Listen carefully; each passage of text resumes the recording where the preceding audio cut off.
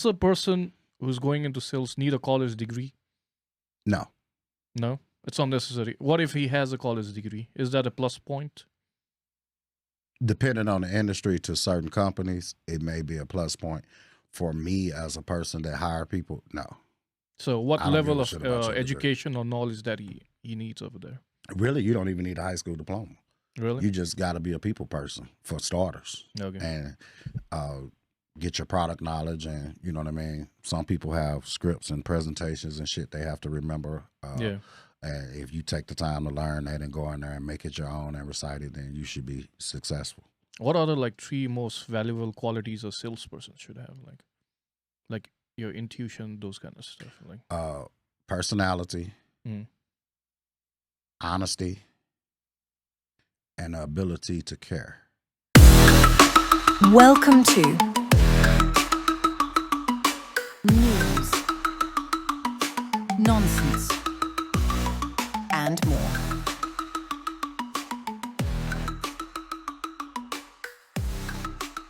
News, Nonsense, and more.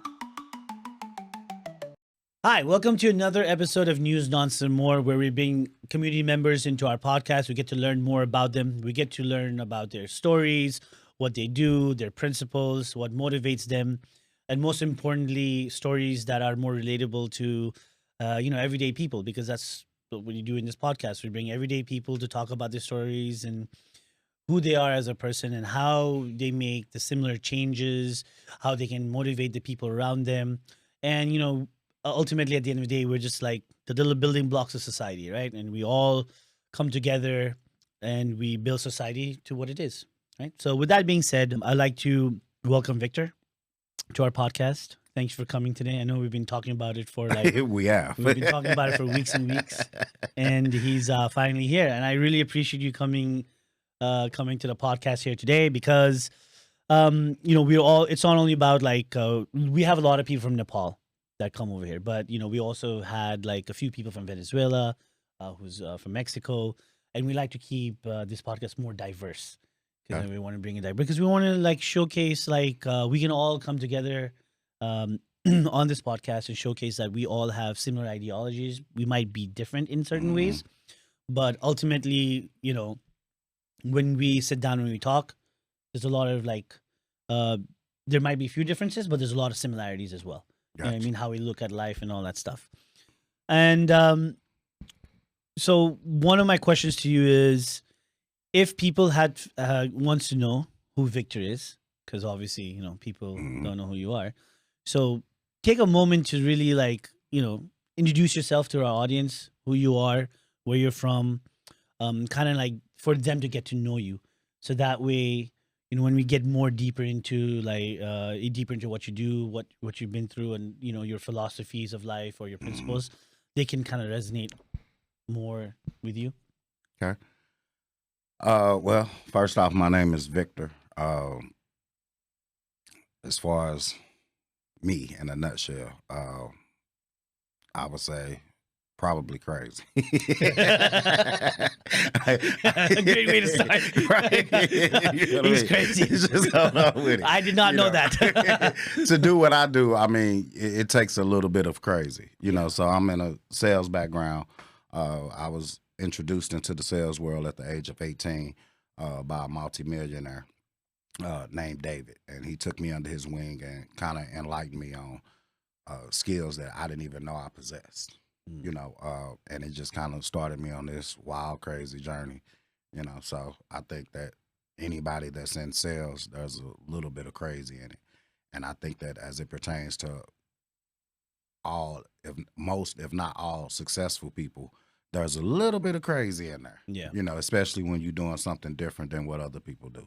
Yeah. So it's good crazy. It is a good crazy. Yeah, it's not no psycho crazy. It's not psycho crazy. It's not psycho crazy. It's fun. Not like you'll disappear. It's fun, crazy. cool, relaxed, crazy. Yeah. Oh, okay. So that's interesting. So you said at the age of 18, right? Yes. So how did you meet David? And like what made you kind of like wanna like, because at 18 we're all like young, dumb, Right. We don't know what life is going to be like, what we want to do. Mm-hmm. So like before you met him, like what were you doing? Who are you? And then after you met him, what was that journey like? So prior to meeting him, I was really being ripped off by a company. Midwest Racks. Right. I ended up having to sue them for racial discrimination. I pulled up there to clock on, and he like, "What are you supposed to be, a special N-word? You could just park anywhere you want to park." And there was a whole lot of employees out there. Everybody appalled. Long story short, ended up leaving that position. Ended up suing them. Was awarded. Everything was publicized. That kind of left a bad taste in my mouth as far as employers.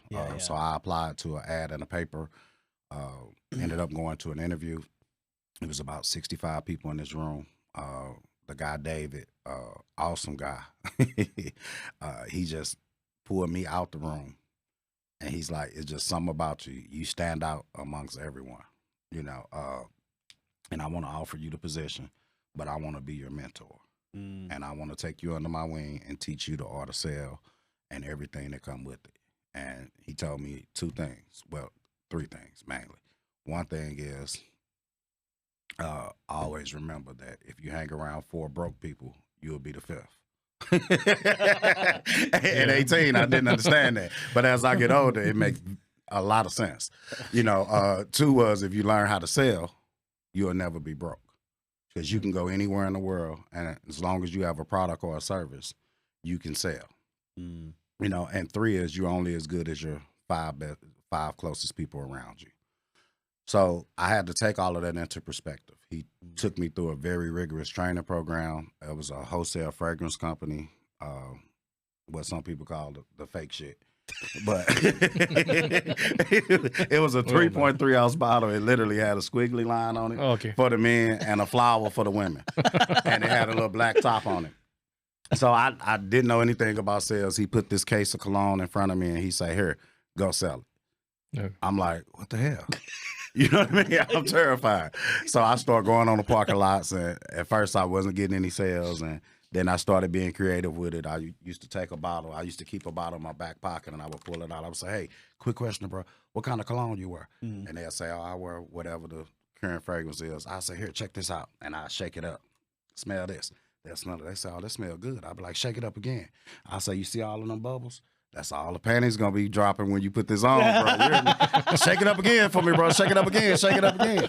And they'll shake it up again. I say, "That's what you're gonna be doing if you don't buy this. $27 a bottle. That's all I need." You hear me? And I used to sell 21 bottles a day, any given day of the week, to any given person, because my personality shined through.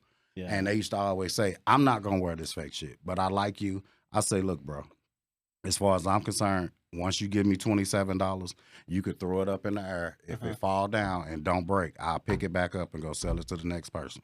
And that was my gimmick.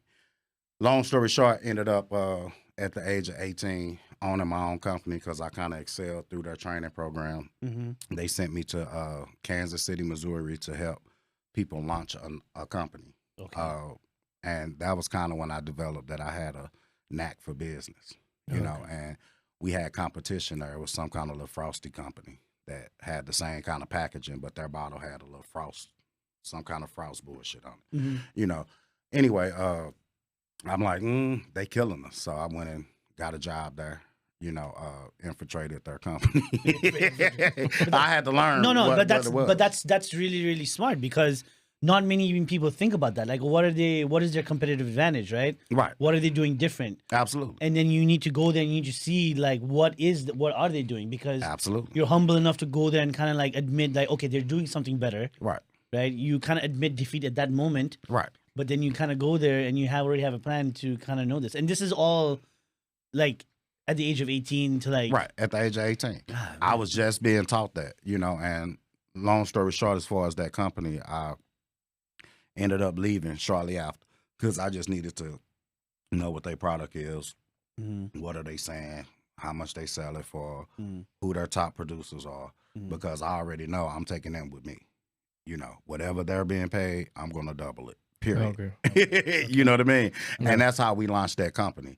And I went on after we got it successful and pretty much kind of ran them out of business. David called me and said he wanted me in his office in the morning. So I had to go back to Missouri, meet with him. When I walked into his office, he had like a binder with a step-by-step playbook, and he had $10,000 cash on his desk. And he said, here, this is for you to start your own company. Congratulations. You didn't excel through the program. Everything you need to do is in this manual. If you follow this manual step by step, you will make money. You know, if you do your own thing, I don't know what the hell you're going to do, but you ain't going to make money, you know. So that's what I did. And I went on and did that for 3 years. And, you know, it started me on this wild, crazy sales journey, you know, and I've been riding this roller coaster ever since. And as a result, I've been tremendously blessed throughout my life and accomplished things that I've never thought that I would be able to accomplish, all because somebody took the time to give a shit, you know, and to bring something out of me that I didn't know it existed. Yeah. I mean, that's crazy that, and it's very interesting that he just noticed you at the age of 18. He Right. Among 65 people. 65 people. Right. It blew my mind. Yeah. Now I was clean as hell. and you know the crazy thing is, right? Like the vast difference. Like the company before that you had to sue and do all that stuff, right? Mhm. Their leadership looked at you as, they didn't even count you as a person, Exactly. right? And then if they had put in the same amount of, let's say, interest as David did, Right. right? And you're with that company, you could have probably taken that company To a whole new level. a whole new Yeah. level. Yeah. Right. So it goes to show like you never know like what person around you can be, you know, you can like change their lives. Right. While you're working for David, I'm pretty sure you made him money too. Oh, absolutely. Yeah, you know what I mean? Because he saw that if I give this person a little bit of respect, if I become his mentor at that young age, at the age where you're like learning, right? You're like, that's what you're trying to do. You're going to learn. Right. And you did. Right. And that's actually, there's a really like deep connection to that. You know what I mean? Absolutely. You know what I mean? Like, I think like there's not many people like you of like David, you said, right? Right. It's not many people like that. Like, you know, I don't think people even come across people like that once in a lifetime. Nah, you have the closest to him that you can get is me. Because I always believe in when I'm assembling my team for whatever endeavor I'm on, I always want at least one person that has no idea about sales, has never been contaminated by the industry, don't know nothing, but they have a very fun, outgoing personality, and they have the ability to be teachable and trainable and be a sponge and absorb all the information that I give them and then take it and run with it. Throughout my career, I've trained thousands of people that's still to this day out there just killing it in the sales community just because they bothered to pay attention to what I was saying and implement, you know, and not necessarily reinvent the wheel, you know. Yeah. I mean, listening is also a huge importance to it. Absolutely. You know, because you can't, if someone is not willing to like put in the effort, also that matters, because it's like saying you can only clap in one hand, right? I mean, you can't clap in one hand, you have to clap in two hands, right? Right. So both hands kind of have to come and meet together at some point. If you do one hand, you're going to have to do some shit like this. Exactly. At that point in time, you're only helping yourself. Right. Yeah, you're only helping yourself. You're not. They're like, what's wrong with him? Exactly. All you're doing is like, Right. you know what I mean? It's like, but it's really like, and I wanted to like, I don't know, like we sit down, we talk a lot, and we share about a lot of stuff, but I didn't want to really ask you that many questions because I wanted to keep it for the pod. So like that entire journey with David, right? When he like gave you that, opportunity, right? I'm more interested into like, he just told you to go and sell, Literally. literally, like, you know, without telling you anything, just to see how you Here's the fragrances. and just go for it. Go sell it. It's like that Wolf of Wall Street kind of. Don't come back until the box is empty. So he wanted you to figure it out on your own. I had to. Yeah, you had to, right? And that whole journey until he gave you that $10,000 and that manual to like start your own business. How did you personally cope with that? Like, what was going through your mind? Because at the first you're like, what the hell's going on here, right? Oh, I was excited. You couldn't, it was unimaginable. Like, I couldn't believe the trajectory of my life and where it was going. And I didn't know that I would have so much fun doing it. You understand? So it was just everything was new. I was young, fresh out the sandbox. You know, so it was just it meant everything to me to have that person. You know, especially when you have a background like me. I didn't really have my father figure was my uncle, and my biological father I call my donor. And I didn't have that actual father figure as a real father, besides my uncle, which he passed when I was a little younger, until my mom ended up remarrying. But it was everything that I needed and more.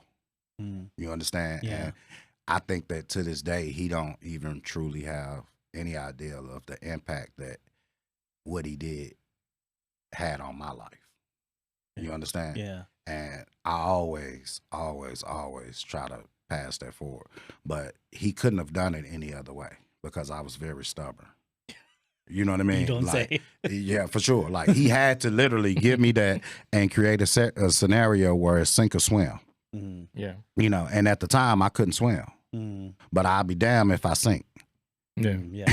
You know what I mean? Yeah, so I'm just out there in the water and I had to figure it out real good. Yeah. And once I did, I started stroking Yeah. and I started floating. You Yeah. know what I mean? And now I feel like I can swim across the ocean. You know, and at such a young age, it was paramount. But It sounded like he had a really good ability to understand people and be able to create a separate solution for the different type of personalities. right. Like, you know what I mean? And he like, do you still talk to him? Is he still around or? I haven't talked to him in, oh my God, so many years. So many years. I wouldn't even know where to begin to go to try to find him. Oh, You know, do you think you ever think about like, here, just be like, hey, David, I just want to let you know, like, when. if I could, I would. You know, honestly, I've never really put the effort into trying to locate him. You know, It's a That would be it's a while interesting, ago, though. right? It's a long time ago too. it's a very long time ago. Because you don't realize these things about how someone is impactful in your life until you get to that certain Right. age. You know what You I know. mean? Like, I mean, the extent of research is putting his name in Facebook and seeing what pops up and nothing pops up, so you kind of keep it moving. yeah. You Out know. of sight, out of mind. Absolutely. Yeah, you know, you know. there's no telling where this man is in the world or what he's doing, but he was smooth as ice and twice as nice. You know, he was a little short, like leprechaun type person. He used to wear like green Armani blazers. Green I Armani promise blazers? you. Oh my he used God. to come in, he used to be clean as hell, and everybody used to talk about what they want to earn. And they used to be like, well, 75,000 a year, all of this. Now that was many years ago, but Yeah. he's like 75,000 a year. He was like 75,000 a year. My child support is $75,000 a month. You know, he 75,000. was just one of them kind. Yeah, yeah, And yeah. I used to be Okay. like, well, David, you might need to work on pulling out, player. You know what I mean? This ain't working for you at all.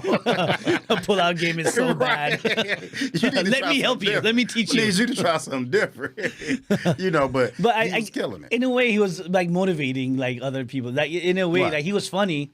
Right. But like, what are you talking about? $75,000 a year? Like he's like, I pay $75,000 a month. Right. So it's kind of like he was kind of like being like passive aggressive Absolutely. in a way where like your goal is too low. Right. Because what I have to spend is way more than what you're even dreaming of. Absolutely. Because it was about the bigger picture. Yeah. You know what I mean? It was, don't put yourself in a bubble. The whole point of being in sales is to not make minimum wage. Yeah. Okay. The whole point is to not just be confined. You know, us as people, we get these career opportunities and they put these salaries on it, whatever amount it is, and you structure your life around that amount of money. Yeah. You understand? Yeah. And unfortunately, in 2025, that amount of money, 75,000 back then in the 90s, went a long way. Early 2000s went a long way. Now, not so much.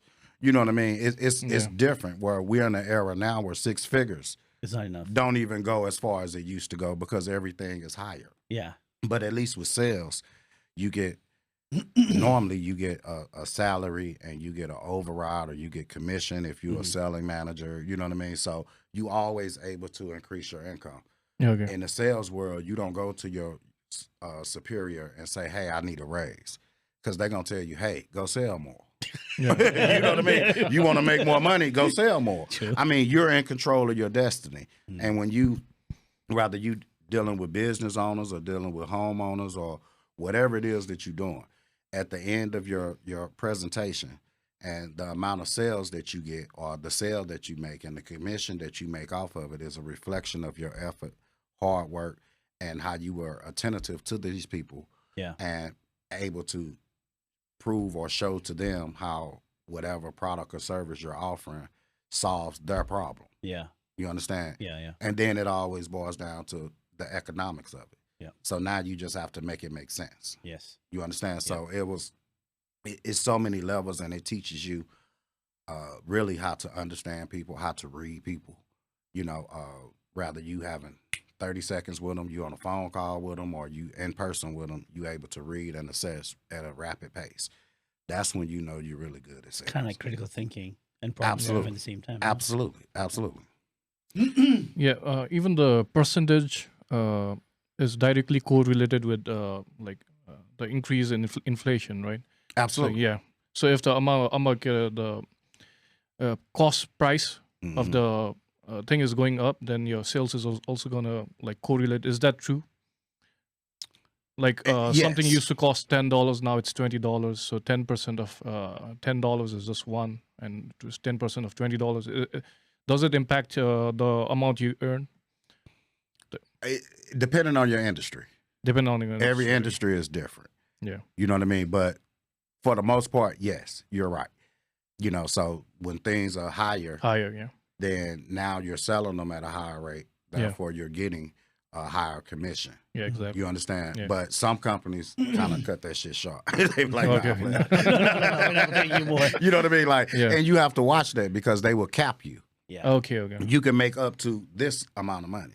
Because if you're a beast at sales, you can make more than CEOs. You can make more than, it all depends on your product or service. I know people that's in solo that's making $500,000, $600,000, $700,000 a year easily. Oh, okay. Whoa. You know what I mean? Yeah. So I mean, they're making it and they're doing their thing, but they're good at what they do, and they took the time to master their craft, and they don't mind going out there hunting and being on the grind with it. Yeah, So- because a lot of people like say like there was always this like sales jobs, right? They always Right. say like it's always has this negative,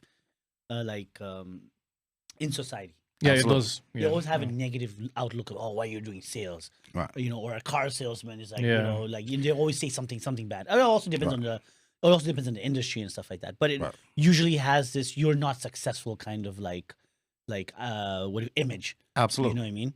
But but then again, it also depends on the company you work for. If the company's letting you earn as much as possible, there's no cap Right. on it, right?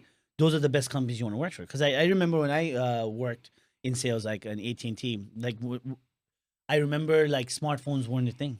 You know, data plans weren't a thing. I Right. don't know if you remember those back in the Absolutely. days. Like You had to pay minutes. $25 or $30 a Right. month You additional get your on little top of it. card, right? Yeah, yeah, exactly, right? Remember that, Right. those days? Yeah, absolutely. So, like, you know, the BlackBerry used to be a thing because Right. everybody wanted a BlackBerry, like BlackBerry to BlackBerry Messenger. Like, Absolutely. You remember those? And you had to Absolutely. pay for the extra $30 a month to get that Yeah. pin, and then you could only talk to your BlackBerry friends. It was Yeah. I had a iMessage. BlackBerry. Yeah, but I BlackBerry, right? So because back in the day, people don't realize that we couldn't really communicate with other people in other countries. Right. If they had like this server, this BlackBerry, like you had a pin, you send their pin code to them, and then I could be in like US, someone could be in Nepal. As long as they have internet on their phone, but they had the BlackBerry, Yeah. we can communicate. There was nothing like that back in the day. Absolutely. You know what I mean? The newer I- generation doesn't know that. Oh yeah, absolutely not, man. They don't know half the stuff. I'm pretty sure like you've been through like the world of pagers. So you know, like when you get a phone call, you have to find like a payphone. Payphones, you remember that? Right. Like so, like in AT&T at that point in time. Then they like- had two ways. exactly. Yeah, those two. Yeah, I mean, but AT&T at that point in time, I remember like they did not anticipate internet or data on your handheld device to be big. So they're like, oh, if you can sell it, we'll give you 80% of whatever you could sell if you like Right. hit that target. So the whole point was if you gave you a target, let's say of $3,000, you call it features back in the day, right? So if you could sell $3,000 worth of features, that's 100%. So you'd get like 50%. That's $1,500, right? Imagine a kid like me. I'm going to university full time. I'm 18, 19.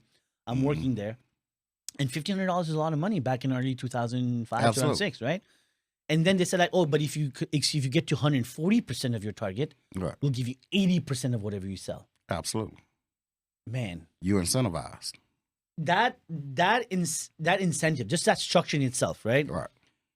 Everybody was pushing to pushes sell you, a yeah. smartphone, Absolutely. a BlackBerry, because they knew if they could sell a smartphone, they could have the opportunity to sell that $30 like plan. Absolutely. And I'm telling you, like my first couple of months when I was there, especially when the 18 had exclusivity in the iPhone, at that point in time came, guys were selling $5,000, $6,000 worth of features, and they're getting 80% of that, not can believe it. including The other stuff, other not additional including their stuff. base, not including the commission you get from like selling, I don't know, accessories or if it's a phone, like the smaller Right. incentives, right? You have to Right. you have to truly understand the system.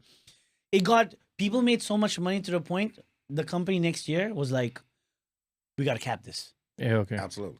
and that's when they went, They'll Down. change it real quick oh yeah, they'll because change they'll it. say that you making too much money. Yeah. Yeah. And that's the problem. Like a lot of these companies have got complacent with paying very little wages to their employees, but wanting a whole lot of work. Yeah. You understand? But you're not factoring in that these people have families and a lifestyle that they want to live. And Mhm. how can you afford to maintain a household at $15 an hour? It blows my mind. Yeah. Yeah. You understand? Like it's just very unrealistic. And on top of the 15, our precious government just extracted out of them like it's nothing. Yeah. So Yeah. when it's all said and done, you walking away with probably 10. Yeah. Oh, yeah. $10 to Like $11. it's ridiculous. So I don't know, but everybody is in control of their own journeys and they have to decide for themselves what they want to do or how they want to do it. That's why I'm big on getting your education, getting credentials. I don't think that college is for everyone. I think that's for the person to decide. Mhm. But regardless, you have to have a path. Yeah. And you have to have a plan. Mhm. My mother always said that a man without a plan is not a man. You're a boy. Now, which one you gonna be? Damn. A boy or a man? You gonna be a boy or you gonna be a man? Yeah. Yeah. It's just reality of it, and it's raw, but it's real. Yeah. And my mother was a single mom, raising her 2 boys, and I saw her work 2 jobs, and I remember at like 11 or 12, I've always been a hustler. I used to go to all the little shopping centers and ask, can I wipe their tables down, take their trash down for money? Yeah. And they used to let me do it. And I had clients at that age. And my last stop would be at the gas station, and I would get all the little hot dogs and shit they gonna give away. You know what I mean? So I would go home. I would have money in my pocket. I would have hot dogs and buns and all of that. And my mom like, where's you getting all of this stuff from? I say, baby, I'm a hustler. You hear me? She's like, nah, baby, you finna be explaining. Now, what is going on? I don't want you to be awesome. Right. I want you to be the explainer. Right. So it happened. But I grew up in that era where when it snowed, that's an opportunity. Yeah. You understand? To Get you sell a those snow shovel, globes. to have your mom take you to the store, get you a bag of salt, and you got a little wheelbarrow or something, boy, you winning. A little Okay. wagon, you with it. A shovel and that, put some gloves on, you going to be out there anyway. While the other kids was out there making snow angels, I was making dollars. How like small were you from like working in sales? I think You say, well, In sales, 18. 18. So you but like started this from hustle 18. mentality, like Yeah. I mean that even at 11, 12, I guess like it had to do with a lot of like seeing your mom like working 2 jobs, right? Right. I think that's also like a motivation or something like, no, I don't want to like be in this kind of situation, or I don't want my mom to be in this kind of situation. I want Right. to help my mom, because we talked about like how like if we ever win the lottery, the first thing you're gonna do is buy your mom a house, right? Right. Absolutely. So Absolutely. Which is very, very similar to like our culture too. Like the Right. first thing we want to do is take care of our parents, right? Absolutely.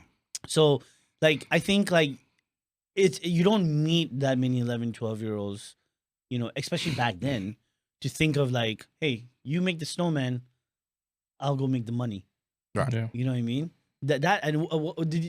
Do you feel like your brother was the same age, since you said a brother, or like he was? Nah, me and my brother day and night, A day and night. all day long. So you took the hustle from him. He hustles in his own right, Mhm. You know, we both go-getters. Mhm. Don't get me wrong. Mhm.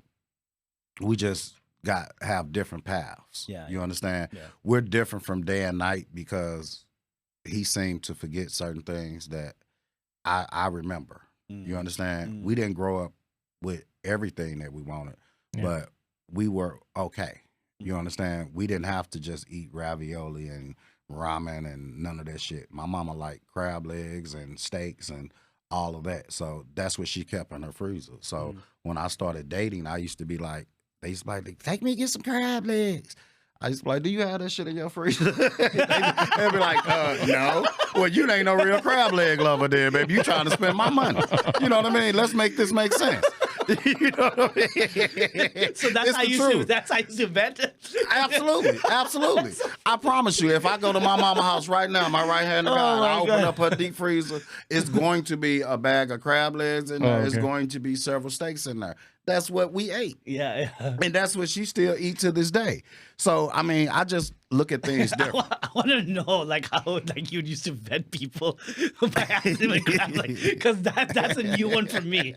That's a new one for me. Well, it's about really like it's your presentation with me. Yeah. You know, if Okay. we just met and we having general conversation and the crab legs, any of that don't necessarily just come up in conversation. Yeah. But I'm like, well, let me take you out to dinner. Yeah. You know, and she like, well, you think you can afford me? Because I like crab legs and all of this and all of that. And it's like, oh, you a crab leg lover, huh? Oh, I love them. I love them. I say, really? Do you have them at home in your freezer? Oh, okay. Well, no. I don't cook them. Well, you don't love them. Yeah. You understand? Yeah. A true lover of crab legs have that stuff in their house. Yeah. I mean, that's true. everything that you love to eat, ain't that shit in your house? Yeah, it's true. Right. Yeah. That's what you go to the grocery store and buy, right? Exactly. Okay, so let's It's something so simple, right. Yeah. but it does hold a lot of like weight to it. Like when Absolutely. you're talking to someone, right? Because they're not asking you to give them what they love. Right. They're asking you to give them a good experience Right. at your At my expense. at your expense, right. right? That's what you get from it. Right. Yeah. Because then you ask questions like, when the last time you had crab legs? Yeah. You really get into the crab. That's so true. I have That's so true. questions. Do you actually love those seafoods, or do you just want to like Well, no, go I- and have I a think good at time and his point, experience like, them? it makes sense. Like, but that's a it sounds dumb on surface level, right? Right. It sounds When you- petty. It sounds petty. It sounds Right. petty. Like, it's true. Right. But it's kind of like you are vetting. You're getting to understand the person's way of thought, or like Yeah. person's way of thinking, Right. by kind of asking more into it. Because at that point in time, I think like when you do all the sales part of it, you kind of get to read people, right? Right. If they're bullshitting you, you know exactly how it is. Already. And that's why I go like that. And that's why it's people don't really have a comeback to those type of questions. Absolutely. Like because they won't. First of all, they won't understand it. Like, what are you actually doing? Right. Right. And when you ask them the questions and they're like, wait, they get confused. Like you said, wait, no, I don't have it in my fridge. Like, what are you talking about? Right. And then you're not. It's not because like you feel like this person is actually loves it, because you have identified that this person doesn't want it. It just wants you to take you to that place to like have a good experience. to have a good experience at your expense. And that's what you got from the whole entire conversation, which is Absolutely. This is such a good point for people who are dating. So, oh yeah, absolutely. like for people now who are going on dates, like they can ask, "Do you actually want it? Do you like love seafood, or like you're just trying to something like Exactly. rip me off or Exactly, something, man?" right? Right. I mean, because here's reality. Yeah, Now, I'm a frugal person. yeah, I get. It. Let's make Yeah, that clear. we all are. You understand? And you have to be. But you telling me you like crab legs. Okay, if that's your thing, we can do that all day, every day. Not a problem.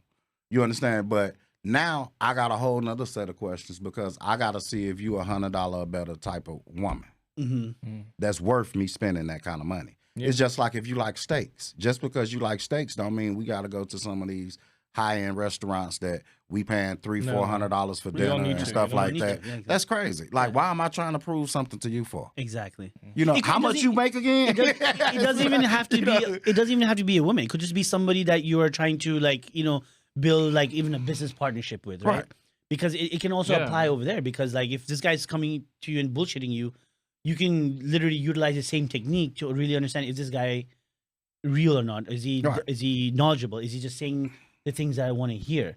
Absolutely. You know what I mean? I mean, it's simple, but it does make more of an impact to you reading the person. Right. You know what I mean? Because here's the thing. A real woman that just met you and they like crab legs, they'll say, look, we just met. Baby, I don't expect you to pay for my crab legs. Yeah, we can go yeah. Dutch. Yeah. Now, you could order king crab. Mm. You understand? Because you passed the test. Mm. Don't spend my money no different than you would spend your own. Yeah. Mm. We could all leave here and go for rounds of drinks. I'm not going to drink anything differently because you buy than I would if I was buying. Yeah. You Yeah. understand? Yeah. I drink what I drink, and I promise you, I have that at home in my bar. Hmm. You know what I mean? Yeah. So, I mean, it's just, I don't know. I have a different perspective from a lot of people. No, I No. mean, I think like it's one of those real, again, like, you know, there's a lot of similarities to the way when we talk. It's like there's a lot of similarities to the way how we think, because you're not really living life for other people, Right. right? Ultimately, you're living life for yourself, Absolutely. and you know, you're going to like want to do the things that you have at home. Absolutely. You know, and that's the same thing. You know, putting it out there. So, and with that topic, and you know, like the way how you're getting into it. So you build that company, right? So you're making money. You're Mhm. going up. You're going up, right? So how was that transition after he gave you that $10,000 and that booklet? What was the first couple of things you did? Did you even also have moments where like you were not successful? What did you learn from it? And then like you kind of Okay, like, so- if you had any advice for people, because it's not always like you're hitting home runs every day, Right. right? Absolutely. So I say when you go into business, choose your business partners wisely. I was partnered up with another guy who was a beast at sales, but he was also an alcoholic. Oh, okay. Yeah. And he kept getting himself in trouble and spending company money to get out of it. Mm. So that's what made it difficult. You know, I was very good at what I did, you know, and I would have a room of 65 people in for a second interview, and I would retain 50 to 55 of them, which was killing it. You know what I mean? Yeah. That means the next day I got 50 plus people going out in the field with their bottles of With a cologne bottle, yeah. or perfume, you know what I mean, Yeah. to sell it. And it happens every single week because we were running ads. But to backtrack a little bit, when he gave me the book and the money, I had to go find an office space. I had to go find office furniture. Yeah. I had to get with Belleville News Democrat and run ads and figure out the cost of all of that. You know, I had to decorate the office. I had to set us up for success. You know, once all of that was done, we officially opened. And then it was a matter of just getting people in and creating a sales force. Yeah. And that's kind of what it was. So it's kind of like, hey, listen, you've done everything yourself. I'm going to help you start something, Right. but I'm not going to tell you how to do it.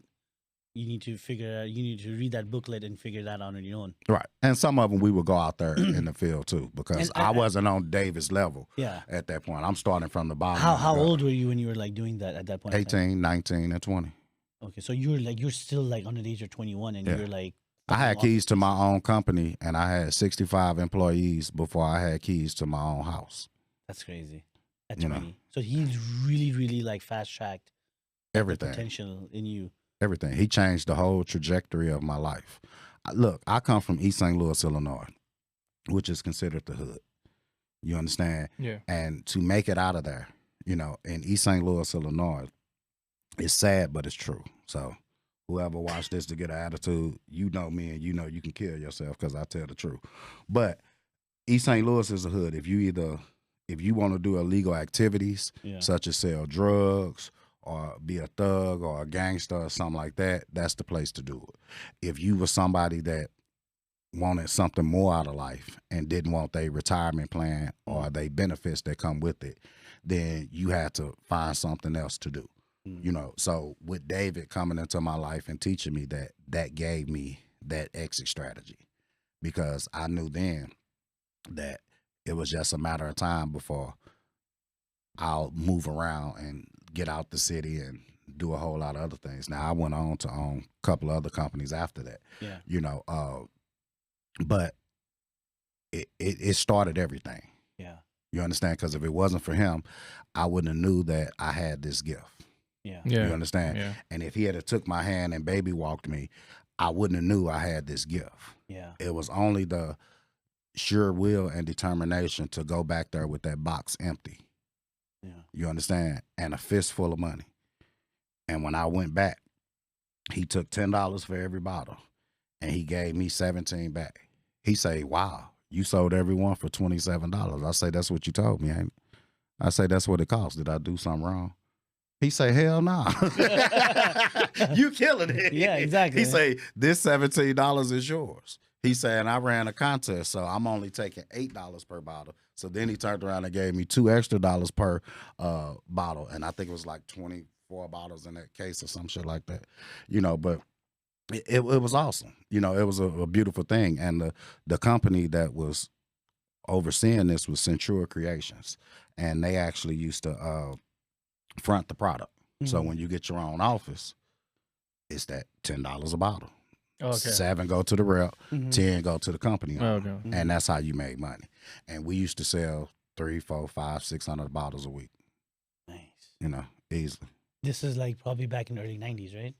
This was earlier 2000s. Early 2000s. Yeah. Oh, yeah. End of yeah. Yeah. And I ain't that damn old, man. Yeah, no, I meant to say, you know, sometimes I get my math wrong. I still feel kind of, you know, young. I'm just trying to like. The last time I did that, he was like making fun of me. Now it's your turn. Nah, it's all right, Mistakenly, I told someone like you were a boomer, but actually he was Generation X. He gonna be in the hot seat messing with me, buddy. He done interacted with me many a times to know what it is. You know, I mean, it's just. No, but you know, it was a different time back in the early 2000s, right? Because technology is not the way it is. Like the way how you explain to me how you have to go and sell stuff, like, you know, the ads and running ads and doing all that stuff. Right. That's even like before the internet even became like Correct. a thing, you know? Right. Because early 2000s, Amazon didn't even sell shit. Right. Amazon sold books only. Yeah. Yeah, books only. Yeah. Then you still had the thick ass yellow pages. Yeah. Yeah. You know what I mean? They used to throw it at your door. Yeah. And the local papers and all of that stuff. You know what I mean? That was Like, a long time ago. yeah, absolutely. I had a paper route too. I was a hustler. Okay. Oh, you My had a question paper to route you is: Absolutely. Dang. Yeah. So, to come out of that, do you think it's the hood that you came out of, and it's like really hard to come out of that shell that you guys are trying to come out of? So, in that hood that you spend time over there, does that give you more experience? Because, like, if you compare yourself and mine, I think he has more like harder life hardship, coming yeah. out of that place because Yeah, he yeah. told what type of like illegal activities and all are there. So he had- what he's trying to ask you is, Yeah.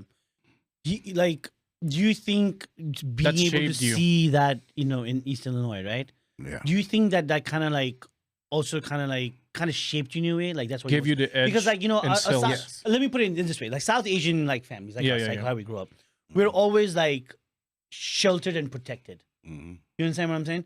So when we're sheltered and protected, we don't really see the crazy stuff that happens on the outside. Right. You know what I mean? It's sometimes like I know like when we watch like movies or we learn about the history, we learn about redlining, you know, from history class or what happened in New York City or just history in itself, right? American history.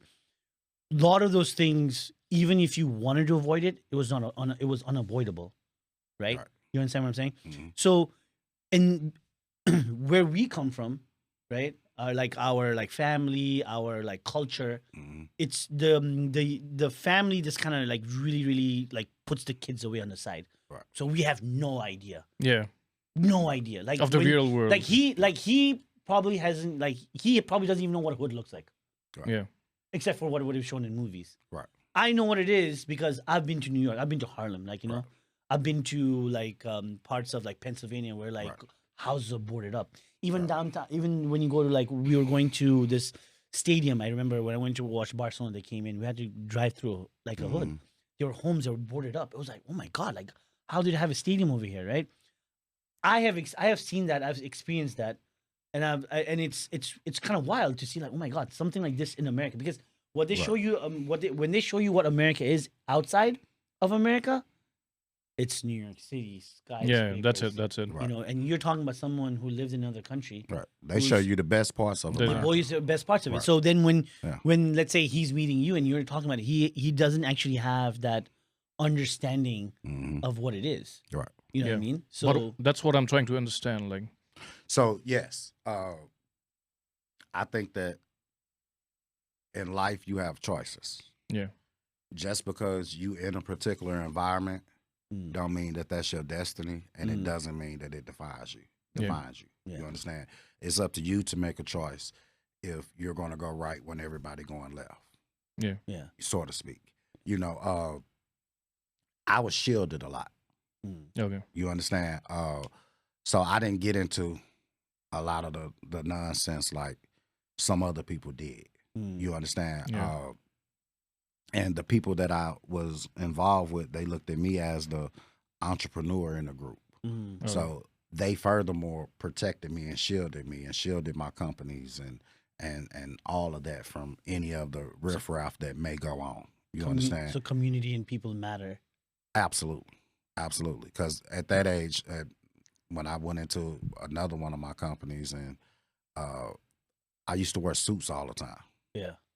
And I didn't know that people was paying attention to me like they was paying attention to me. But when I stopped wearing suits, they was like, "What are you doing?" I'm like, "What do you mean?" They like, "Where your suit at?" "Man, you got to get your suit on, man. We trying to nominate you for mayor." I'm like, "What?" What? So, you just, Yeah, people pay attention to you. You know what I mean? But my point is, and East St. Louis is not all bad. Let me make that clear. yeah. It's a lot of good people in the city. Yeah. Mm. And it's just like anywhere else where there's a lot of messed up people that do messed up things. Yeah, there is, regardless. But I made a choice. But to answer your question, I feel like that if you can survive and thrive in Yeah. East St. Louis, Illinois, Yeah. then you can survive and thrive anywhere. Yeah, Mm. Especially with me having the gift that I have. Mm. I could fall off today, yeah, and tomorrow I have another product, and I'll rebuild all of it like it's nothing. Mm. You understand? Because that's the sheer determination for it. And it's very like it's a good way to like you're actually putting it because the world we're becoming way more globalized, right? Right. So like for him, for example, he came over here not too long ago. Like he had, I've lived like probably 10% of me. Mhm. I've been here since 2001. Right. Right. So when you have a lot of people from different cultures coming in, and they don't really understand like that experience, Mhm. from It's it could be different. anybody. It's very it's different, It's right? different. Yeah. Because for them they'll be like, oh, why don't you just do this? Right. You know what I mean? Like You can't. they won't understand Right. it. It's very simple to say that, Right. but like knowing how the system is Mhm. or knowing how everything is around the area. Right. So It's- like, if given example, some people in Nepal would say, "Why don't you just go to college?" Those kind of stuff. Yeah. Yeah. But it's not. I'm saying that's not as simple as it looks in like every place you go. Yeah. That's No. what I'm saying. No. And college is not for everyone. Not for everyone. Let's be clear on that. Yeah, yeah, You understand? Again, it's about choices. yeah, And you can go get 1,000,000 degrees. It don't mean nothing if you don't know how to implement and execute on those degrees. Mhm. So you still ain't shit. Yeah. You just a person with a whole lot of debt. That's Yeah. what it is. Yeah. I mean, you have to be able to execute on it. And my daughter is 15 now, and I have these conversations with her, and I tell her, look, daddy different, because my daughter is mixed. She half black, half white, and I say, look, baby, there's a difference. Mm. First off, you automatically black. So you can get this bullshit out your head that you anything other, because if you have an ounce of black in you, the culture is they give you to the African-American community. You know what I mean? yeah. And that's just what it is. So, I mean, it's the truth, bro. It's the truth. So then ounce. Right. It's just what it is. And I told my daughter mother that. And, she was like, that's not true. And when she was born, they say, here's your precious baby girl. Don't worry. She have a birthmark here. She have a birthmark there. And that's okay because it's commonly found in African-American babies. And I looked at her and say, I know what I'm talking about.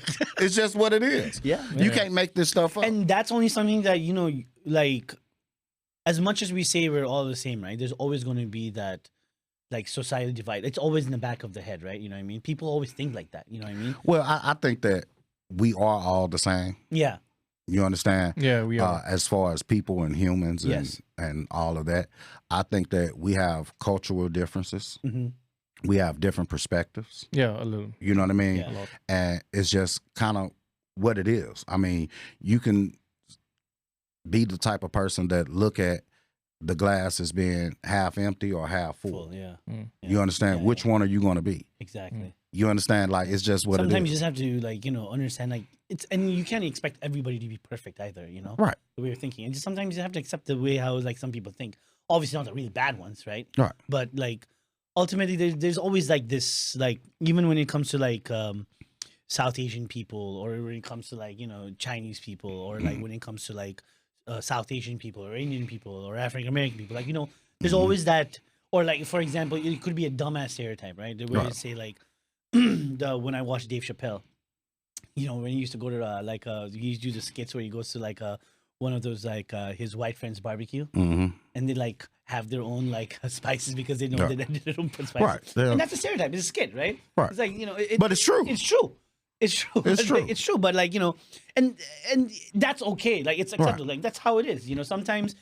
Sometimes people like, and that comes down to like how people kind of like take those things, like you said, half a glass half empty or half glass full. Right. You can either be like, oh, this hurt my feelings, or be like, this is true. This is funny. Well, people soft. Let's be real. Yeah. People Nowadays. soft nowadays. You know what I mean? Like, to me, everything is perspective. I can leave here right now, go get in my car, and realize I have a flat, rather than be pissed off of how inconvenienced this one tire being flat is. I'm gonna thank God that he left me with 3 with air in them, Yeah. Oh, okay. because it could have been worse. Yeah. Yeah. It's perspective.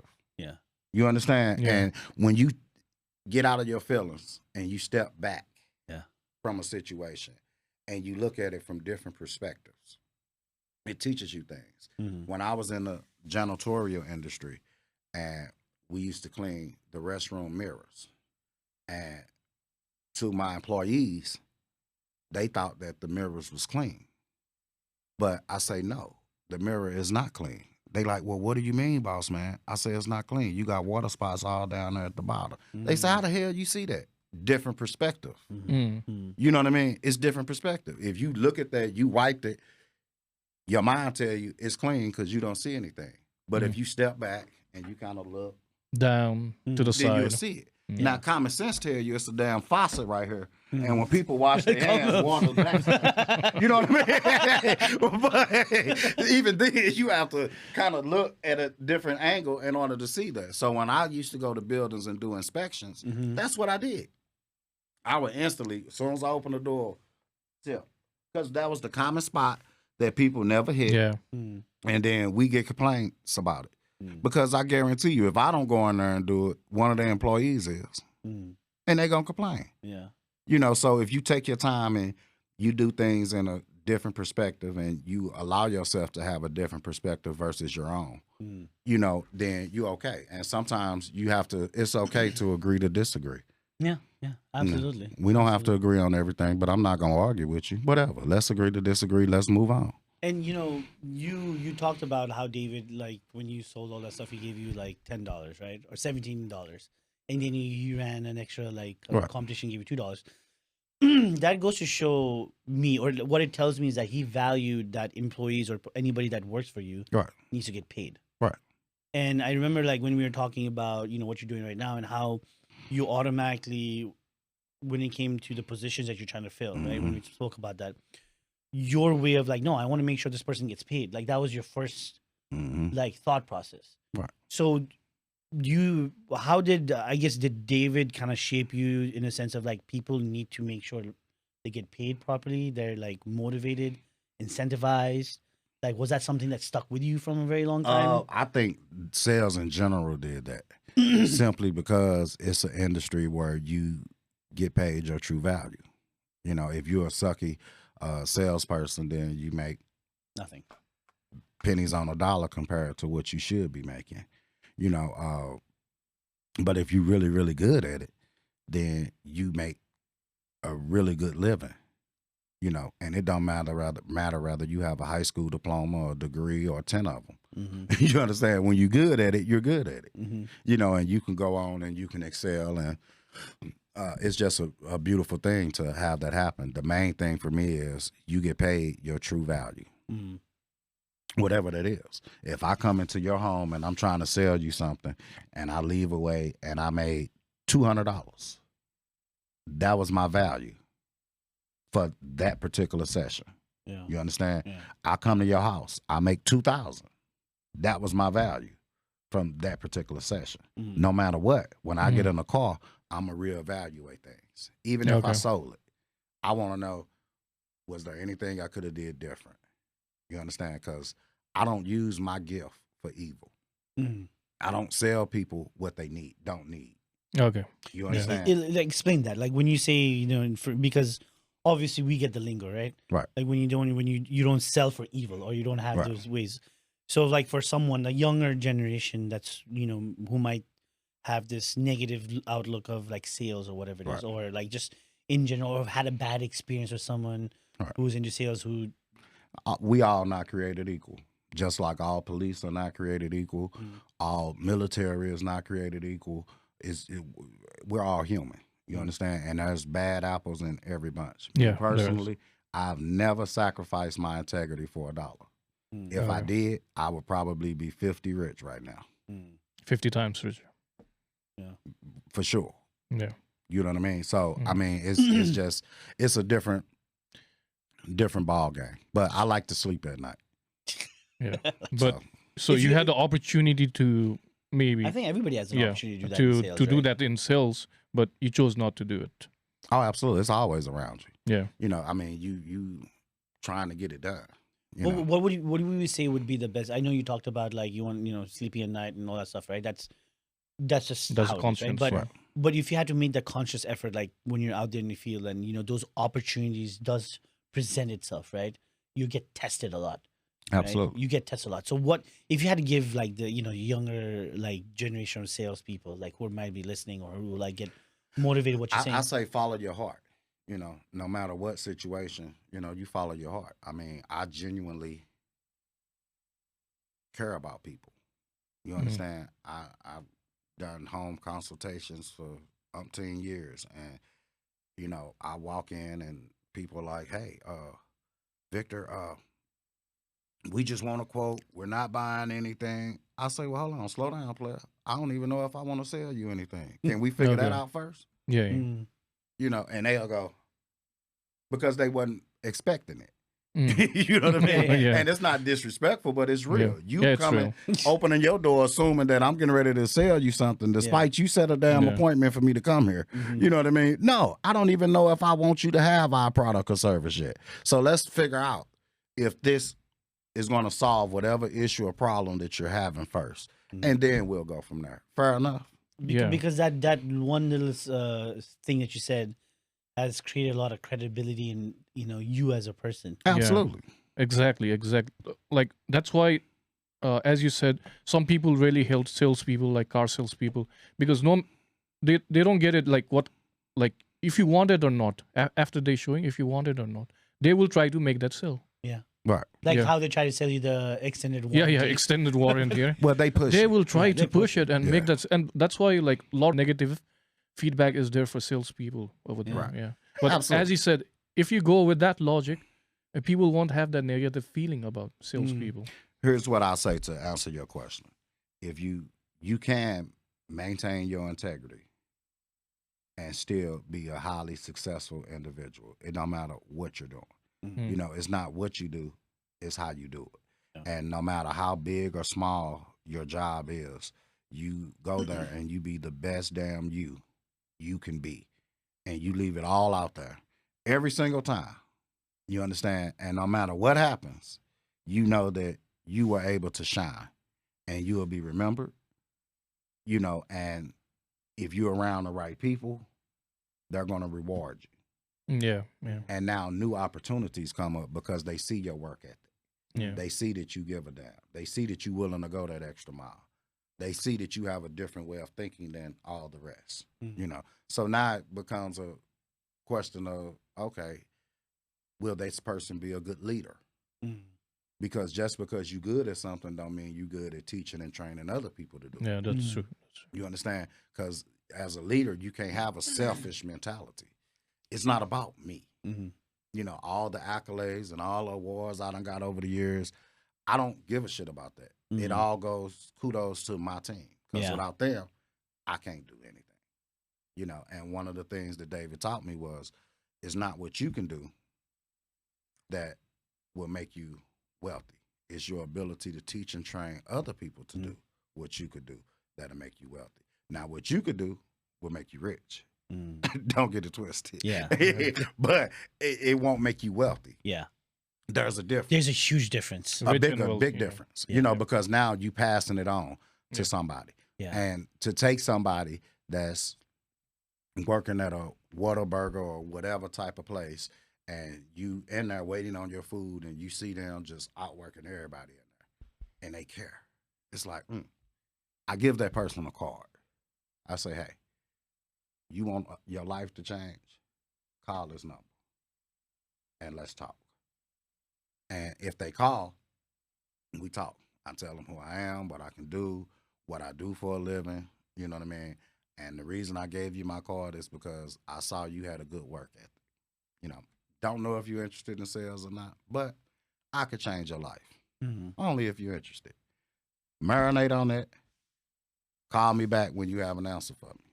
It sounds like, you're kind of like the whole, like, how David picked you out of those 65 people. Absolutely. It's like you've kind of taken that upon yourself because you're always kind of like analyzing and looking at people in all different areas. Absolutely. Because we're very quick to judge just because someone works at a fast food restaurant, that person may not have the particular skill set because he's working at a fast food restaurant. But Right. we don't know that that because of his like situation in life is what got him there. Absolutely. And sometimes when you kind of like understand that somebody helped me get me out of the situation and I need you to kind of pay it forward. Right. But obviously they need to be as motivated themselves to want to come and reach out.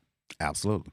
I just hired a guy, and he has no door experience, Okay. no commercial door experience, or residential for that matter. But I gave him a task. I said, look, take it upon yourself to learn everything you can about doors. When we have our face-to-face interview, I want to be able to take you to a door and you tell me this is this, that is that, and all of that. And he did it. You know, so the VP was like, I say, anybody that don't have a position, that get a task and go out and do it and accomplish the goal, that's somebody worth giving an opportunity to. Okay. Point blank, bottom line. So we hired him. You understand? Now, I don't know if that shit gonna work or not, because the guy is an actor, you know, so he could have been The guy's an action, actor. lights, Yeah, camera, lights, action camera, type yeah. shit. I don't know. But I know that I wanted to give him the opportunity just because he showed me that he wanted the opportunity. You understand? So that's kind of how I go. So no I matter mean, even what if I'm you're at. acting, you still need to do your research and know about the doors, right? Absolutely. And the fact that you would do that and you're not on my payroll says a lot about you. You know, that says that you're willing to do the work in order to learn and master what the industry that you're in now. You know, otherwise it's not going to work because I don't have time to babysit you. You know, I'm go. You know, so I need you to be able to take it and run with it. I need to be able to give you a task and you go take it and run with it. And I tell my team, don't call me with problems, call me with solutions. You know, and when I say that, most people, it go over some people's heads, some people, it don't. I know that problems happen. And I'm not saying solve the problem, because that's my job. I'm saying that you call and say, here, boss man, this is the issue that we have going on. Here's what I think we should do. That'll make it right. And I'm going to ask you, will it work? And they'll tell me, I think it's going to work. You think or you know? I'm pretty confident it's going to work. Okay, I say it with your chest. I got a lot of money riding on you if you don't make this shit work. And I got an answer for this. So let's take it from the top. You know what I mean? And say it with conviction. And if they're able to do that, then go with it. Run with it. Do what you got to do. You know, because that's what I need as team members. You know, I need people that is solution oriented. Yeah, problem solvers. Absolutely. And when you say I want to go back, I remember like when we were talking once, like you mentioned about when you were at that home security thing, like the company that you worked for, and you were selling more contacts than it was like what the company Right. said. Right? Right. Remember that one? But it kind of goes hand in hand with how you say that you sell with ethics, with principles, Right. right? And I think that is a very, very like that story you told me also has, especially right now since we're talking about it, about ethics or like you don't want to lose sleep over what you're doing. Right. I think that story in itself kind of amplifies that. So Absolutely. like I know he hasn't heard it. I know the audience hasn't heard it, but I think it's a pretty good story right now that you should say Well, because okay, because all right. because, Go. because it, I'm with yeah you. I'm with you know what I mean because Yeah. because like we're talking about how like when you do sales or any type of work, right? Right. It could be doing paperwork, it could be doing data and inputting stuff, Right. and some people might just get lazy, Right. and just put whatever they want in the data. We could miss Right. a lot of other shit up later on. Same Absolutely. thing with like selling stuff. If you sell something to someone who doesn't need something, it does like a negative impact on the company outlook or whatever you're doing. Absolutely. And then it not only hurts you as a person, but hurts the company and hurts everybody else within that company who's Right. trying to sell that products or services from that company, right? Absolutely. Because you know how it is. Bad news travels faster than good news. Absolutely. You get that 5-star, it's a 5-star. The moment you get that 1, Right. it drops down. You'll never get back up to that 5. Absolutely. Yeah. So it goes back to, like I said, I never sell people what they don't need, and I've been in a lot of industries over the years, but the home security alarm system company that I work for, people used to set appointments. We go into their home and sell them a security system. People have a false narrative of what security is. For me, it was very simple. But to most people, it's you get the little box, you got your keypad, you got your motion detector, and you got 2 to 3 door contacts. And they say, my house is protected. No, it's not. No, it's not. You know what I mean? And me and the owner of the company at that time kind of had a little debate because his philosophy was, well, that's bullshit. FBI statistics say that people are more likely to go through the door than they are a window. I said, okay, so let me ask you this. You said FBI statistics say that. How many home invasions do FBI respond to? Go ahead, I'll wait. So I don't give a damn about FBI statistics because if somebody come into my house and I call 911, I guarantee you the FBI is not going to be the one to respond to that call. Yeah. Period. So the best way to have security is to actually have security. That's all your windows and all your doors. That's security. Yeah. And that's what I used to sell damn near in every single house.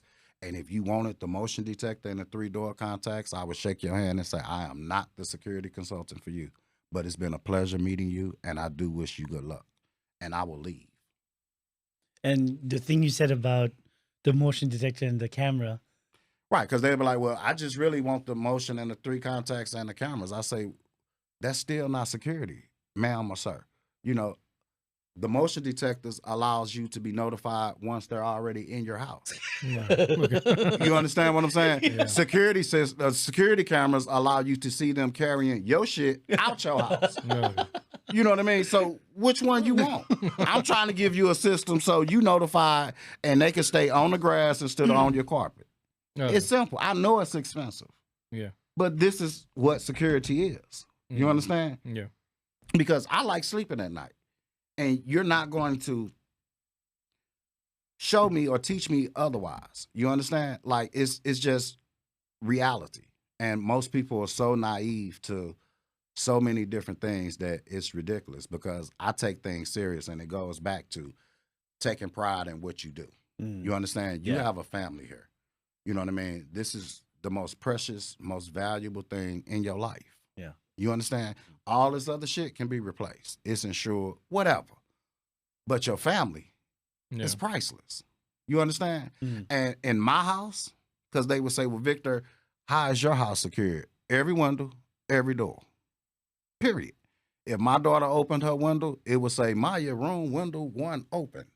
And I would get a notification. Yeah. And that's how I know, wait a minute, what time is it? What the hell is she doing opening the window?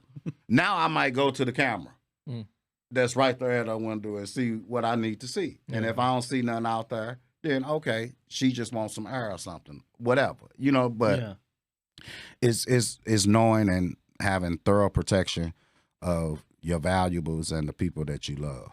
And some people disagree with me. To each his own. Yeah. You know, I sold a hell of a lot of them. Every client thanked me. You know, and I'm sure I probably prevented a lot of catastrophe for a lot of people by my perspective and giving them a blanket security policy versus a false sense of security. Yeah. That's why they give you that shit, because they know that you're gonna need more devices. Yeah. At the end of the day. Yeah. You know, so it's perspective. You know? It's something so simple, but yet has a lot of value. Absolutely. You know, because like the part I found the funny, which I didn't even never thought about. Like, Yeah, okay, we didn't what never are you thought gonna about do about the motion sensor? You already know they're in the house, Right. right? You It's already too let late. them in the house. Right. They're already in. You didn't know that they, you know, exactly, right? Right. Well, now your only option is that you go hide in the closet or you lock the door. Right. You know, It's too late. it's too late. And guess what? When you sleep at night, your motion detector is not on. Yeah. Because you arm your system stay. Yeah. That means every other thing is on but that The motion sensor, detector. yeah. So you don't even get notified then. So do you really have security? You do not. And cameras are always like, it doesn't really do much. It's just a way to get more evidence Right. of whatever already happened. Yeah, Right. camera doesn't do much. Yeah. Cameras, it's all Wi-Fi dependent, Yeah. especially nowadays. Mm. You understand? You can get on a fucking line and spend a couple $100 and get a Wi-Fi scrambler. You know what I mean? You can pull up outside somebody's house, scramble it, and now they have no security cameras. Mm. You know, where there's a will, there's a way. Yeah. But no matter what, when you get past them cameras and you think you ready, when you go and try to get that window, if they had me as their security consultant, y'all welcome. They got a contact on their window. Yeah, And it's okay. going to go, woo, woo, woo, woo. And now they're going to think twice and go on about their business. Unless they bold, then they come in there, then you got to do something different. But I did my job nonetheless. Yeah, Yeah, that's a really good perspective. Because when I got security system, they just asked me what you wanted. So I just said, cameras over here, 3-4 places. They didn't give me like, you need this, and this will cause you this and this. No like consultation, no like information. I no guess nothing. not about in the consultations, like no genuine like No advice genuine, or like- consultation. You know? Right. Yeah. Because that makes going back to what Victor said is like, you know, it's I don't know if I want to sell you something like yet. Right. Get them to kind of listen to what you have to say. Absolutely. I mean, Like, it's what maintaining you want control. to sell to me, like it hurts their Right. ego. Like, wait a second, I'm not good enough to like buy for you to sell something. Right. To me? What's You know what I wrong mean? with me? Yeah, it's like Right. you know, make questions them, right? Something very like small, Mhm. but it has a lot of like depth Mm. towards like Yeah. you That know, is making true. the person think. Yeah. You know? And I enjoy our conversation about sales because like that's something that I used to do too. Like sales was something that that hustle mentality, making sure you come up with a solution. I used to remember, even though like AT&T had changed it, right? Mhm. They would always have to make it lucrative. You just had to figure out the best way to go about doing it. Mhm. Because companies always have a certain type of agenda because they, you know, the stakeholders, stockholders are like, okay, we need to hit this metric or we need Right. to sell more of these, right? Right. And they're going to align your commission structure based off what the company goals is for that Right. year, right? And they're going to come and try to, you know, soften up and butter it up and be like, you have to focus on everything because, you know, obviously they don't want you to only focus on one thing. They want you to focus on everything. Right. Right. Which is understandable. But as an individual, if you know how to decipher that message, Right. then you would always maximize whatever you want to do. Absolutely. You know, I mean, and- just capitalizing off of every opportunity. Some Exactly. people may look at it as, oh, you just trying to get money out of them. Mhm. No, I'm not. I'm. That's not what I'm about. Mhm. You understand? And it's just the way that I see it. You know what I mean? And some people can challenge that and they may disagree with me or whatever, but I guarantee you, if you buy that fake ass security system, Mm-mm. and somebody in your house and you don't know, and now shit done hit the fan, you gonna wish you had a Victor. Mm-mm. I guarantee it. You know what I mean? Because Yeah. you go now be on that phone with that security company, hollering and screaming at the top of your lungs, well, the security system didn't do what it was supposed to do. Yes, it actually did. They didn't go through the door, sir. They Yeah. came through the window. Yeah. Yeah. You didn't have no contacts. And in your situation, I didn't even know nothing about a contact on the window. Nobody even offered it to me. So in my opinion, that falls on the company. Oh, okay. And more importantly, it falls on a security consultant Yeah. that was piss poor at their job. They just did what I wanted to do. That they didn't Because offer they didn't want to anything. they didn't want to analyze the situation. Analyze the situation. But didn't they wanna should do- have. Yeah. Yeah. Because if you know what you want to do and you had that plan mapped out, then you should have contacted Simply Safe. You could have put in a couple of little things, dropped it in your cart. They'd have dropped it to you. You could have peeled and stuck that shit up there, and I wouldn't need to be here. Yeah. You know what I mean? And it probably would have saved you a whole lot of money. Mm. So there's no point. You know, I mean, you just, if you want a consultation, then you give a consultation. And that's the whole point of what I do. Well, used to, not now, is in-home consultation. It's consultative sales is what it is. Yeah. I'm a consultant. Yeah. It don't matter what it is. Even with these commercial garage doors, when I go to people companies or I talk to them on the phone, they want to know how can I solve this issue? Yeah. Well, and I think you said G&B, right? Yeah, G&B Doors of Texas. G&B Doors of Texas. Canadian company. Canadian-based company. Company-based company. So that's, I want to know, like, I want you to tell, I know you've told me, but I want you to kind of also tell people in the audience, like, how, like, a Canadian company or the people, like, connect with you and you're, like, starting this whole new different journey at this point in time, right? Because you've been in multiple different industries, right? Right. And I'm pretty sure you didn't know about garage, like, commercial garage doors. Not before I did. No industry did I know when I went into Exactly, it. right? And that goes to show you don't really need to have experience in that as long as you have a particular skill set and you have the ability to learn. Like you ask your current hire, do these things, learn about these things so that you can come back to me, right? So that's something that you obviously do consistently. So talk us through that journey. Like, you know, now you're overseeing an entire like market, right? You're doing the things that you know a lot of people like wish they could do. Right? Or maybe wish they couldn't because not everybody has a capability to like do what they do. Right? So for me, it's and how did you land? How did you even come across it? Because I don't think we ever even talked about that, right? well, for me, I'm like anybody else. If I find myself in need of work or new work, I get on Zillow or ZipRecruiter or anywhere else and read the ads, and if something piques my interest and the pay is right, then I apply, you know, and then I go through the interview process just like anybody else, and you know what I mean. Then they give a job offer or whatever, you know.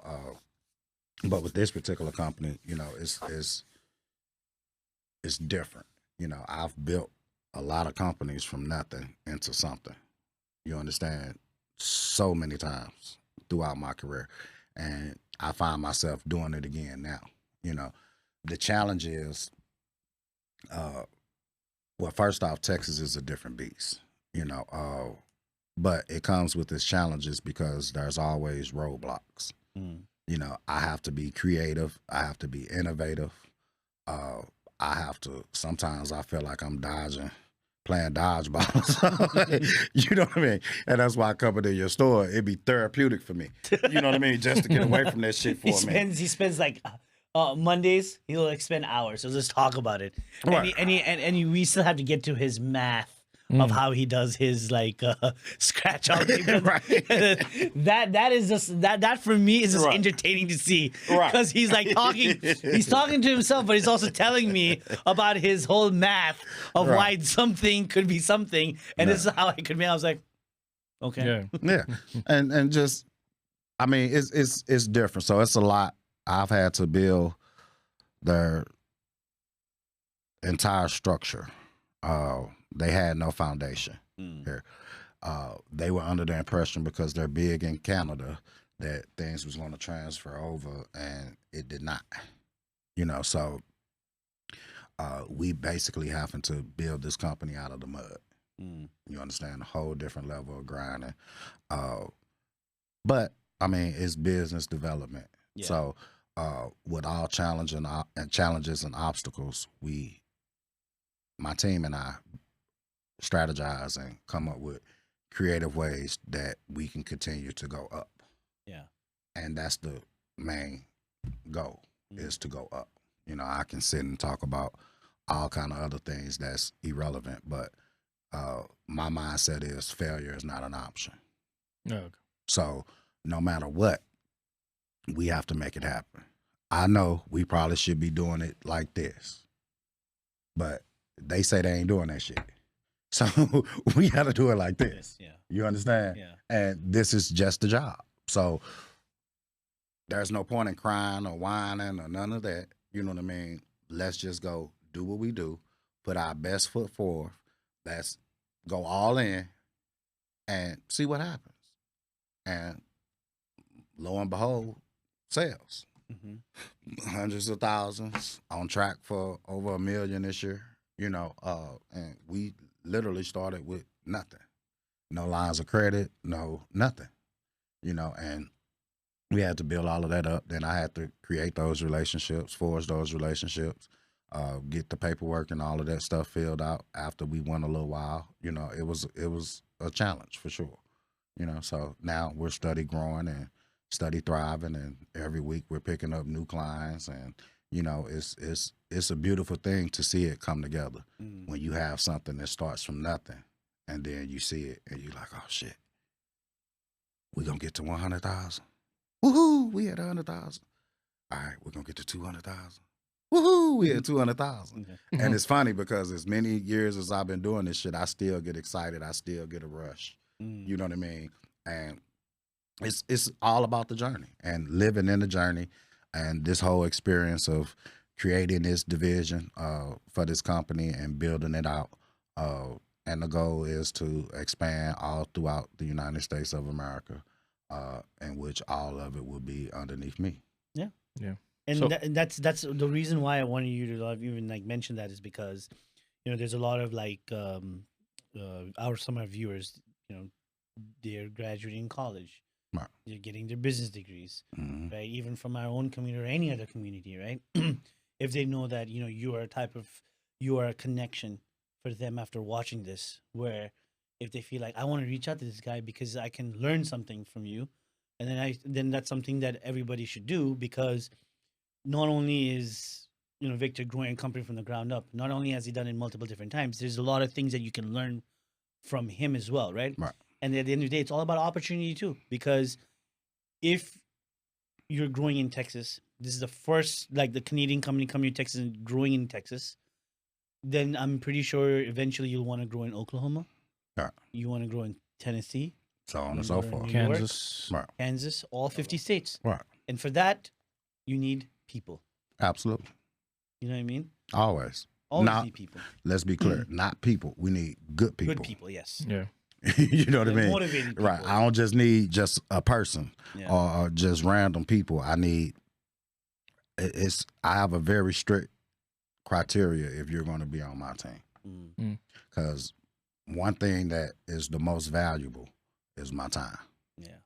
You understand? And I can't waste my time with people that Only when you come to is the not store. going to though. do right. Only when you come to the store. And I'm not wasting my time then. You know what I mean? How much money I win on them damn tickets in that store sitting there with you? Be like- it pays for itself. He says he tells me I gotta fire my employees because he doesn't like win when they're there. Right. When I'm there, he's like, Right. like 1 week So, he won like $2 yeah. grand. So how can they reach you? Like, how can they reach you to? If someone is like really good in sales, they think themselves Or motivated. or motivated. I know you're not big on social media. I'm Yeah, not. And You neither know, am I. Neither. I'm not big on social media. What I would say is, if you have questions, comments, or concerns for me, reach out to them. No, thank and you so then much. they can get in contact with me, and I'll be selective on all of those things. I just don't want to put my information. I don't know Yeah, how yeah, big absolutely. this going to be. And this phone here has to go everywhere with me every time I go, so I don't need it ringing no more than it already does, especially if it's not money on the other. But I'm willing to help and have conversations with anybody about anything. You can reach out via this platform, and they'll get the information to me, and we can kind of go from there on a case-by-case basis. Yeah, and Yeah, and, that's- and, ju- that's- and just to thank you add so on much. to it too, like I remember, like I had recommended someone to you, and the opportunity was given. Yeah. You know, it's not like it was like, oh no, whatever. Because a lot of people was like, yeah, call me, you can call, but they never respond, right? Right. It's like you still need to have an opportunity to go there and talk and learn about yourself, because feedback Absolutely. is also important. Even if you reach out and you don't get the outcome that you're looking for, Hmm. at least what you're going to get out of it is you're going to get good, honest feedback. What are the things you need to change about yourself? Because Hmm. not many companies nowadays do that. Right. They send you an email saying that we apologize, we thank you for your interest, but we That's apologize. AI, bro. Exactly. That's right? AI. Exactly. Right. But that's you know what I'm saying. You just get an email saying that we thank you for your interest, but unfortunately right now we are not looking for blah blah blah, and that's it. You don't. I don't It's do that. automated AI. Yeah. I don't do that. Like, regardless of whether we move forward with you or not. Again, it goes back to taking what you do serious. Yeah. And as it pertains to hiring people and helping them accomplish their goals and have a livelihood and being able to provide Mhm. for whoever they need to provide for, I don't want you waiting in limbo Mhm. or missing opportunities because you think that you had this one in the bag. I'm Yeah. gonna tell you. You know, I'm very direct to a flaw, some people say, you know, but one thing for sure, you won't be able to say that Victor lied to you, Yeah. you know. And Okay. and that takes me back to another thing, because you, for me, you have more of the old school like approach. Like you had Oh, that I am. human connection, right? Old school to the day I die. And old Yeah. school. That's how it is. Like, that's how we say keeping it real. All day long. All day long, right? But it's a good thing, because I think that human connection is something like with AI and technology going out there, and you just want to automate those things for a lot of people. Right. You lose that human connection even out of the workplace. Like, we don't want to talk to a robot when you're ordering something, or like, Right. or if you're waiting on the phone to like talk to someone. Like, Mhm. press 1 for this. Mhm. Repeat. Like that gets annoying, right? But like but in a workplace too, Mhm. I have gotten a lot of feedback where it's more like get the work done or you're done. Right. But not more like, hey, sitting there, okay, what did you do differently? How could you do this differently? Right. Okay, this situation happened, this was the outcome. What would you change about your solution? Absolutely. That type of human connection doesn't really exist as much Right. as what you're saying that you offer, like when you talk to that person. Because Right. if you talk about growth, or when you, like you said, building wealth, right? It comes from having conversation. Absolutely. It comes from like sitting down and spending, a valuable conversation at that point in time. Right. So do you feel like other industries, like with the AI and technology going as big as it is, you think it's going to do a better job, or do you think it's going to be more detrimental to let's say, the Society. work society? Yeah. Because before we started, he said like one of his projects got taken away because Because the of company AI. went to AI, right? Yeah, I think that ultimately it depends on how people are using it. Technology is steady advancing, and a lot of companies and industries is eliminating positions that people held, and what they were depending on in order to provide for them and theirs. So when these companies make these decisions to do AI from a business perspective, and being a businessman, I get it. You know what I mean? It's like, okay, I invest this in this particular machinery to do this, or I deal with, and I can get rid of 2, 3, 4, 5 people for this one piece of machinery. Yeah. You know what I mean? Yeah. So, I mean, it's a double-edged sword, and I think that it's an ever-evolving world. I don't think that it'll ever get to the point where it makes people obsolete, because there always have to be somebody behind to man the machine. Yeah. You understand? Yeah. So, but I do think that it's going to have a hell of an effect on the employment. Yeah. rating. Because like just recently I was reading this article how for the first time in the last 50 or 70 years in the US, there's more people than jobs, Absolutely. right? And like, Well, I mean, you just look at it like I've been in Texas now 9 years, and when I first came here, it was you can get a job like that. It's Okay. easy and plentiful, yeah. and now Not so much. Okay. You know what I mean? Like everything is changing, everything is different, so I mean it's just a whole nother world, so I'm one thing, and going back to East St. Louis, you adapt to your environment. Mhm. And before I let AI or Tom Tucker or any other, you know what I mean? I'll start learning what I need to learn so I can do and earn what I need to earn. Yeah. You understand? Yeah. Because I adapt to my environment. You know what I mean? And sales is not going away no matter what. Yeah. So you still, all roads lead back to a salesperson. Mm. The technology and all of that, it makes it a little bit easier, Mm. but you still have to be able to interact with people. Yeah. You understand? You have to have that likability factor, Mm. and what lets you know that you doing things right is, especially when you're doing in-home consultations. Mm. I used to have people, look, Victor, I know this shit is higher, and I know I can get it cheaper, but I can't get another Victor. Mm. So I'll sign this, and I'll do this deal on one condition. And I'll say, what's that? You must drink a beer and take a shot with me. Mhm. And I'll do the paperwork, boom, boom, boom, sign, business close, what we drinking. And I've made a lot of friends like that. They invited me to their homes, back to their homes, barbecues, the whole nine. Some of them I done took steaks over there. Like I give a shit, which is one of the reasons why I like this company that I'm with. One of their in their mission statement is give a shit. Kid you not. Mhm. Give a shit. Give a shit. Give a shit. Mm. You know what I mean? You have to give a shit. Can And you I'm explain like, that a little bit more? You know, literally give a shit. That's Give a Yeah. shit. like literally, like give a shit. I mean, look, here's the thing. And to sum it up, like there's the problem with the world, in my opinion, is there's not enough people that actually give a shit. Yeah, exactly. Oh, okay. You understand? Like, and give a shit could be anything. We could leave out of this building.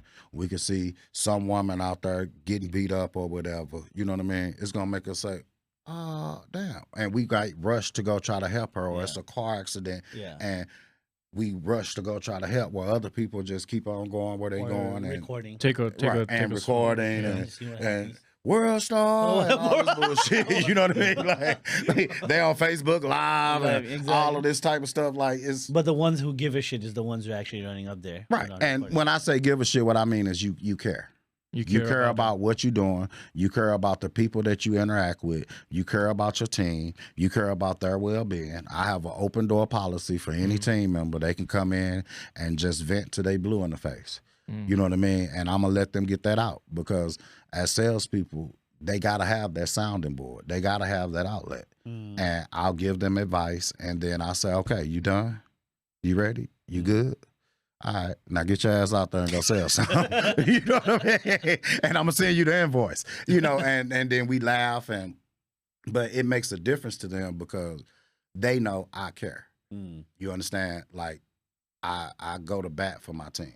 I'll go against the owners of this company any day as it pertains to my team. And the one thing I tell my team is you have to be right. Now, if you on some other stuff, I ain't got your back. You understand? But if you right and you doing right, I'm gonna go to bat for you. Yeah. Absolutely. I think these are the statements, because I'm more tech guy. I'm studying more AI nowadays, and this is the Nice. feeling that I'm missing from AI. Like he can establish his own morals, and it can change another day by seeing some incident or seeing some activities. But AI won't have that. They cannot change their morals. That's just like typed in by the guy Right. who's thinking about something, and it goes way higher up. And the higher up people in Google's and Facebook and all, they have a different bubble that they are living in. Yeah, because Right. because they're Right. thinking about They're not living in our bubble. Yeah, At they're all. thinking from a monetary perspective. Like, Monetary perspective only. like you remember the what do you call the insurance CEO, the United Healthcare CEO. Right. He's you in know, his own bubble, like living like his Luigi lifestyle. He Mangione, doesn't like, think about us. Right. Why we need insurance? the Like, he outcome of doesn't- that, right? Yeah. And they came back and when they did that study, like that was a company that had the most like insurance denials for Absolutely. people who paid, and they're at 30% because they're for profit. Their whole business is to like take money from people and try to Well, deny look, them. let's be clear. Insurance itself, which I was in that industry too, is a bunch of BS. I'm gonna just call it what it is. Okay. I mean, because you're required to have it, Yeah. but then you're penalized when you use it. Mm. Make that make sense and let that sink in for a minute. You understand? I don't condone murdering anybody or anything like Yeah. that, but I could definitely understand where that young man was coming from Mm. because it's so absurd. you know what I mean? Yeah. And when I was in insurance, and I used to kill it in insurance too, especially life insurance, because it's making it make sense. Mm. Out of all the insurance you could buy, the only insurance that you guaranteed to file a claim on is life insurance. Life insurance. Yeah. Yeah. And that's the one insurance that most people don't buy. Don't buy. Yeah, they don't buy. That's Why is that? insane, right? Yeah. That's insane. That's really crazy. Like you think about it. Ah. Why do you think that is though? That's really interesting. Well, I can't begin to think why people do what they do. I think that really it's a matter of affordability / selfishness. You understand? Mm. But when you have family and loved ones that depending on you, then you have to think outside the box and remove yourself from that bubble. Yeah. Okay. I get it. You know what I mean? Mm. And it's just what it is. I mean, you have to think about it. Like if you're the breadwinner of your household and of your family, and you leave your house on your way to go make that bread, and you get hit by a bus, Something can happen. Mm. what happens to your family? Mm. Well, reality is the numbers are even more appalling on the surviving spouse losing everything Mm. after the breadwinner have passed away. And back when I did insurance, which was 2000s, early 2000s or something, well, it wasn't really early, but it was before 2010. 10. Let's see. I'm showing my damn age now.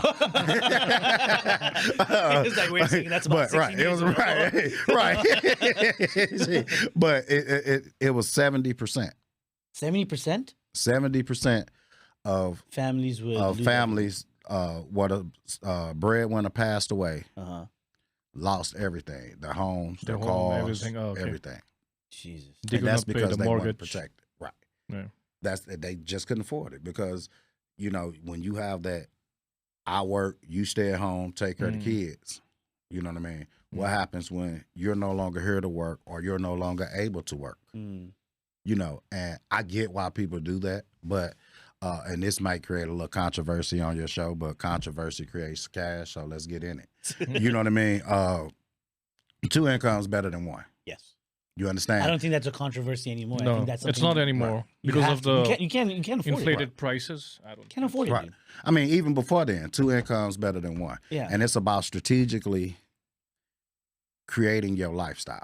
Yeah. You know what I Yeah. mean? And it's setting your spouse, your partner, whatever the hell you want to call them, up for success. Mm. You understand? Yeah. And it might not just be saving money or anything like that, but it's about taking proper insurance. If you own a home, you need to have mortgage insurance Yeah. so that if you pass, the house automatically paid off. Yeah. One less thing to worry about. That exists? Yes. Mortgage insurance? Absolutely, it does. I have no I you had could, no you could, idea. yes, it does. Absolutely. So like what insurance, since you've been in the industry, what is the one insurance that doesn't make sense in your opinion? And what is the one that you rank that Should everybody be, should fucking have it? Well, life insurance, Yeah, everybody should yeah. have. Yeah. And I have that Oh. too. You know, so one good thing I did. Mm. That's a tough one because all insurance matters. Yeah. Mm. You understand? And if you doubt that, get into some shit and don't have it. You'll find out Yeah, real exactly. quick. You know what I mean? But life insurance is the best. Mm. You know, I used to would say health insurance, but when I got sick back in December, and I had this same policy I have now, which is with United. And I was in the hospital for like 4 days, and I was wondering, I'm like, do they have me in a suite? I ain't never been in the hospital and had a damn suite. Oh. So I say, I must got that good insurance. You know what I mean? So the bill was like over $150,000. Oh, crazy, right? crazy, man. It only cost me $3,500. That's what insurance. All my medicine was covered, but again, I know how to read the policies. I have the best policy that this company offers. You know what I mean? And I most out of pocket is $3,500 on any given year that I have that policy. So that makes that a good policy. But when you don't have those type of policies, then insurance is different. You know what I mean? But what most people need to know is those numbers on your policy mean something as it pertains to automobile insurance. You know, you have your numbers on your policy. It'll say 2550 or 2530 based on whatever state or whatever you in. You know, what that's saying is your ass covered up to that amount. And so much for each occurrence. Yeah. You understand? That's what they're telling you. Now, if you go out there and you mess up something and it exceed this amount, then what happens then? You on the hook for it. USOL. Right. You SOL. So if I had to pick one, I would probably say automobile insurance, because that's probably the one that ripped the most people off. Okay. Really? You understand? And the reason they rip them off is because, you know, you have your vehicle and that vehicle get totaled and the insurance company don't necessarily pay it off. They pay what the current market value is of that vehicle. Yeah. You understand? We ain't got nothing to do with what you still owe on it. We ain't got nothing to do with if you still have money left in your coverage limits.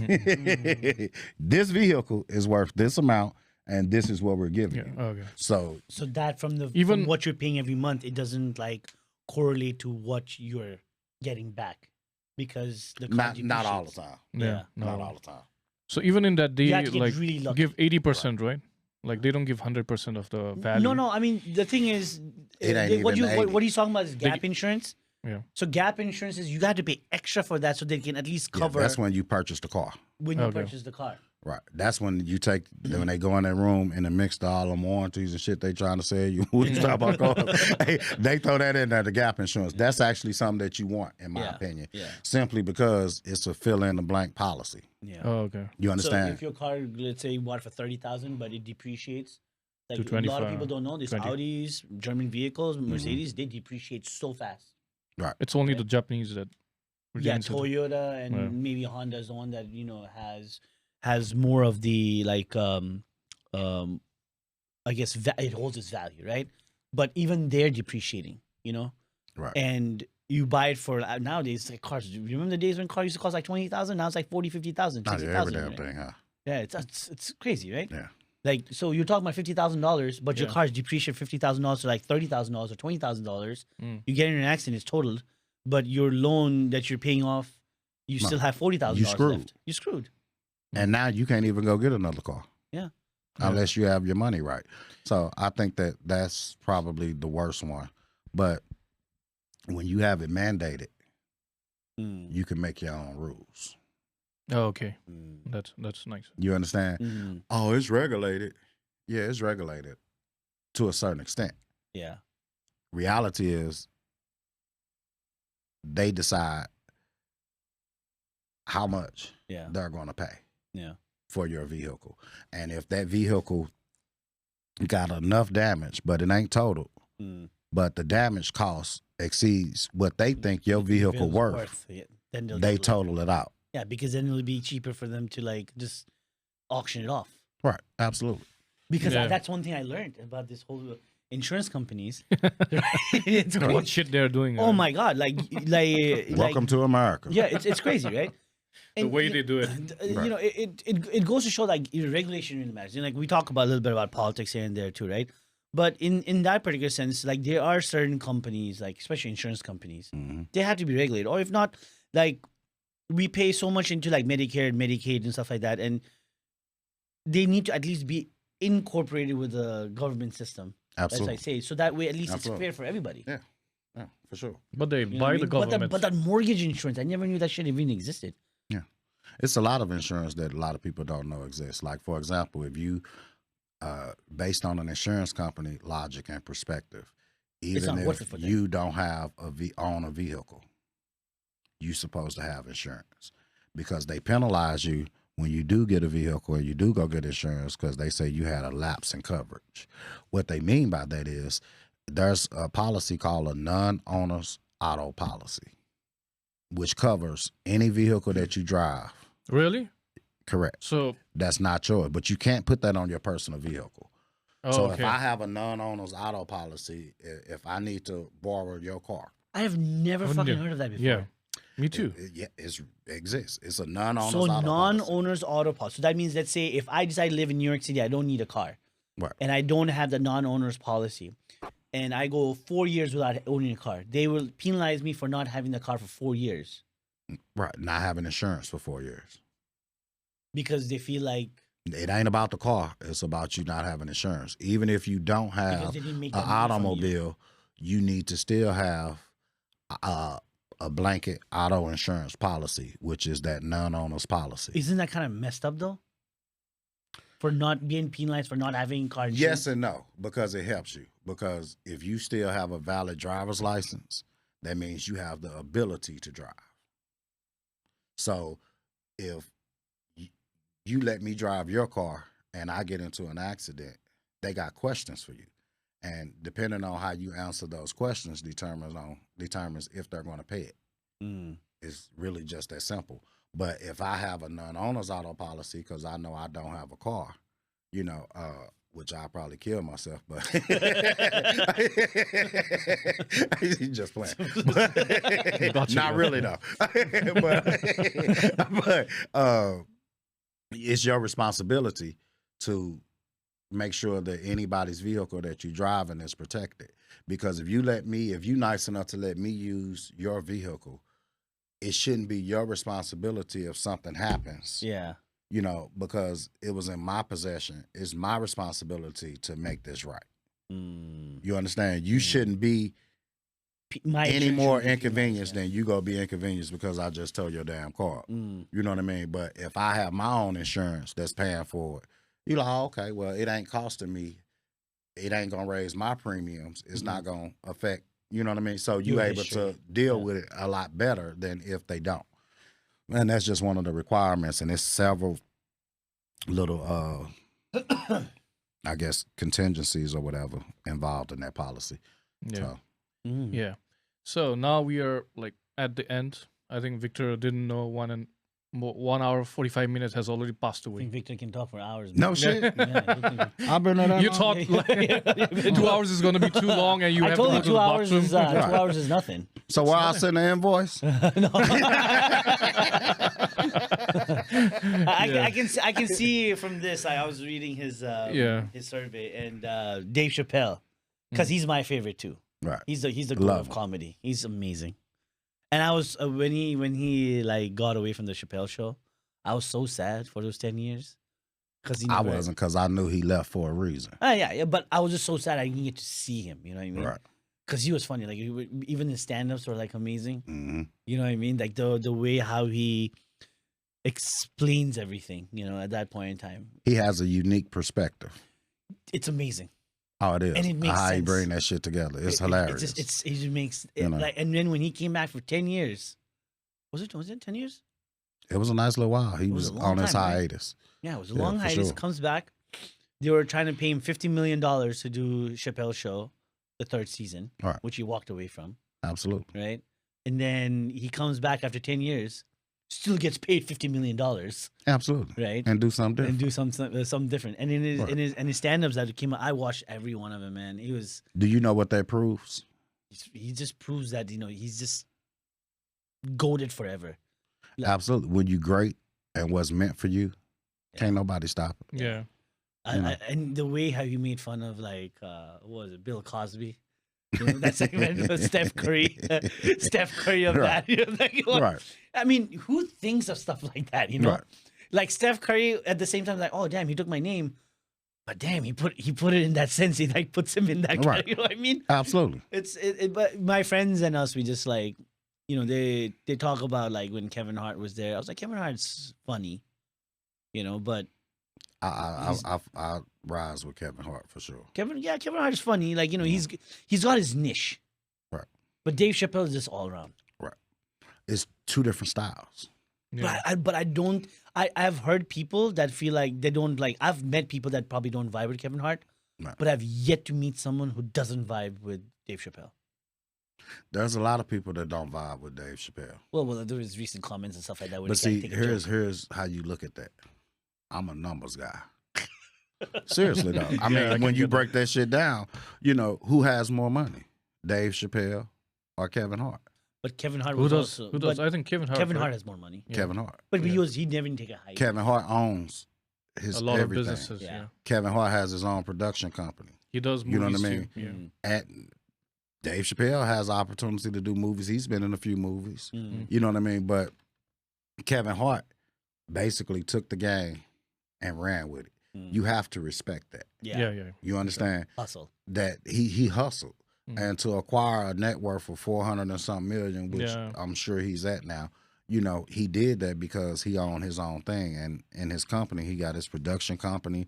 He has a venture capitalist company. You know what I mean? Like, Yeah. he got his hands in shit. You see him in that commercial, like right now. I see him in his own podcast that he sits down in the bathtub with Yeah. ice cold water, and he's also in the show Shark Tank too. So many. Yeah, you he's see been on him Shark Tank everywhere, before, man. right. Yeah, Yeah, he's you everywhere. see him everywhere. Yeah. Right. Oh, Even with that's I good. Show Speed.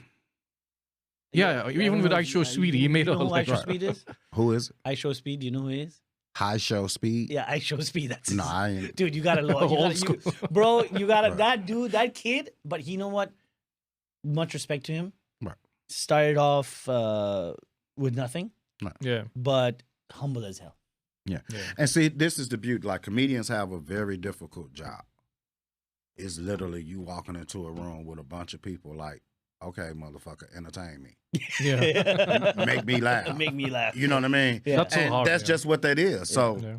they have a very tough job. And I will give you that if you had to rate them, and even Kevin Hart would say that Dave Chappelle is the GOAT, Yeah, without a doubt. Mm-mm. You understand? Mm. But Kevin Hart is too. yeah. Let's not discredit that. Yeah, yeah. To He's some a- he's people, a- he might not be as funny and all of that. But while you not thinking that he's that funny, he laughing all the way to the bank. Yep. yeah, Yeah. Every single time. Yep. And what's unique about him is not only did he build himself up, but he built his friends and took them with him. yeah, yeah. Mm, yeah.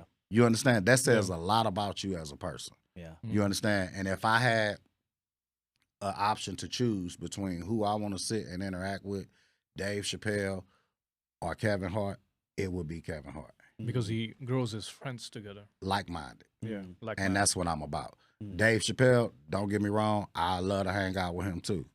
Just in case you watch this shit, Dave. But and I'm sure he'll agree. I mean, it's just, to me, that says a lot about you. That says a lot about his character. Mm. That says a lot about him as a person and what he's about. Mm.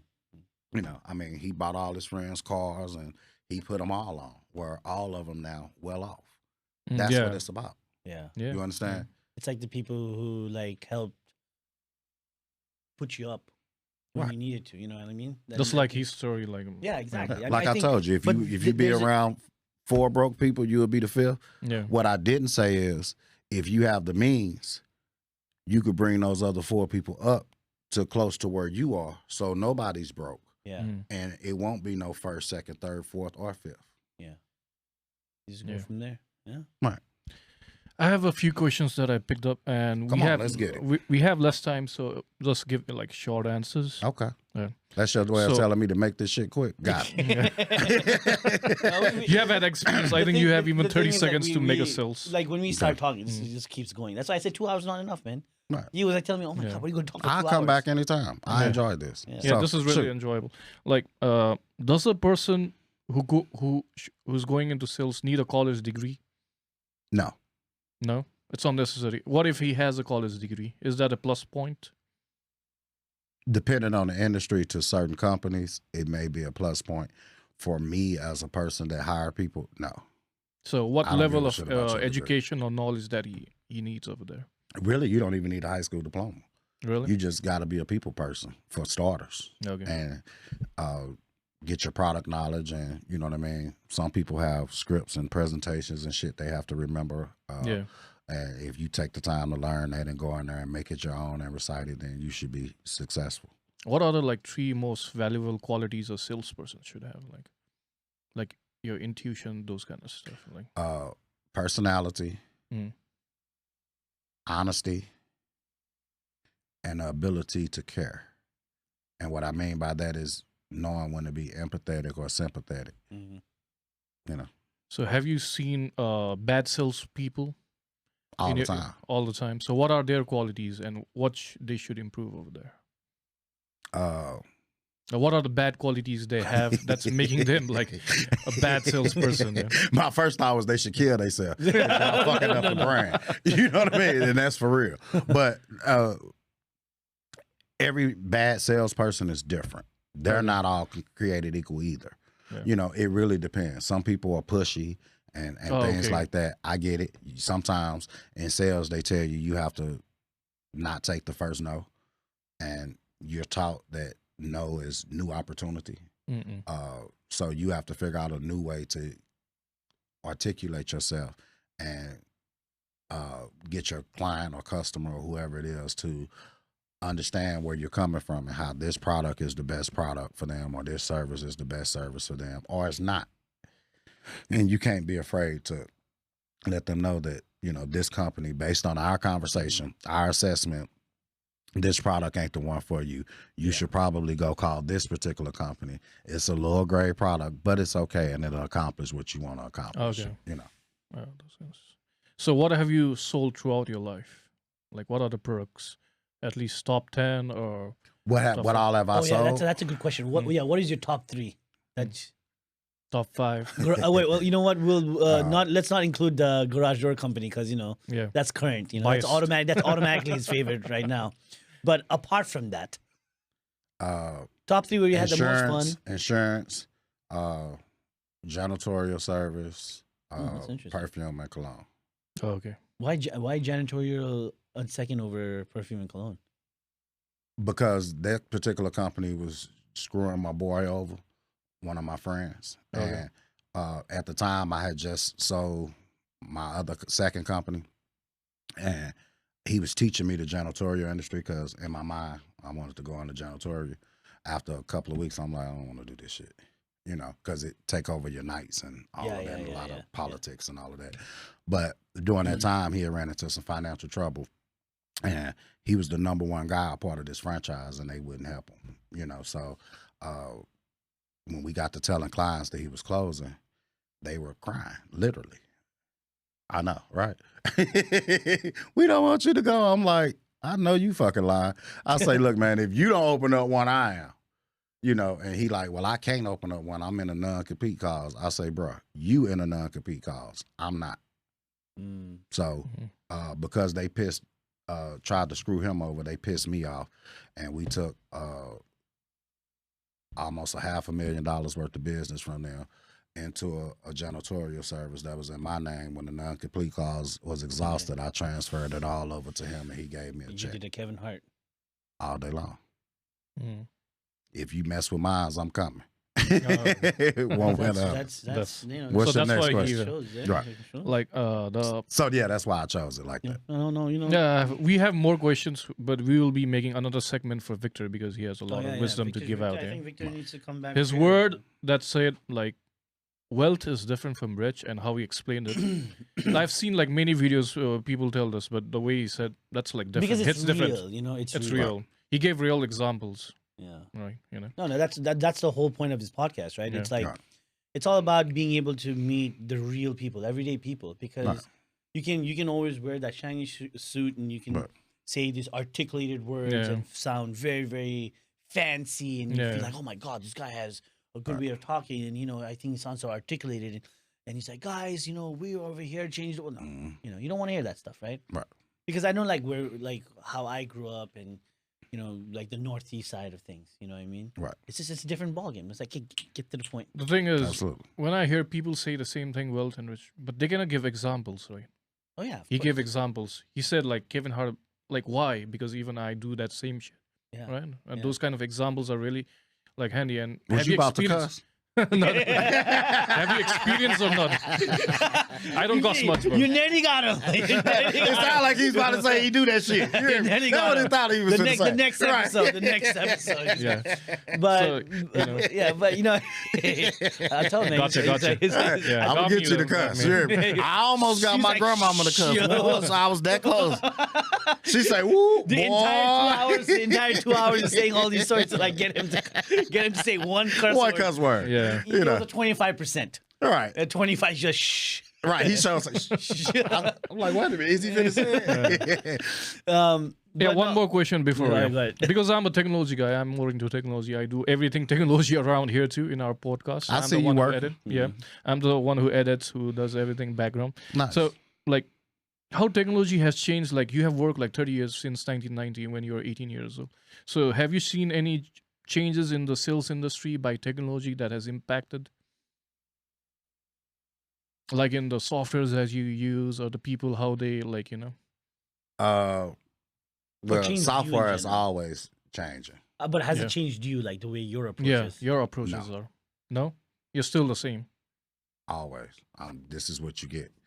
You know, it don't matter whether I'm in Okay. a boardroom or whatever. I pride myself on being a versatile individual that I can have a conversation with anybody from any walk of life and hold my own. Yeah. You know, so that's one of my strong suits. Yeah. So that's what. No man. That's mine. I mean, Okay. he's gonna try to like take all the luck going on, scratch offs all the time.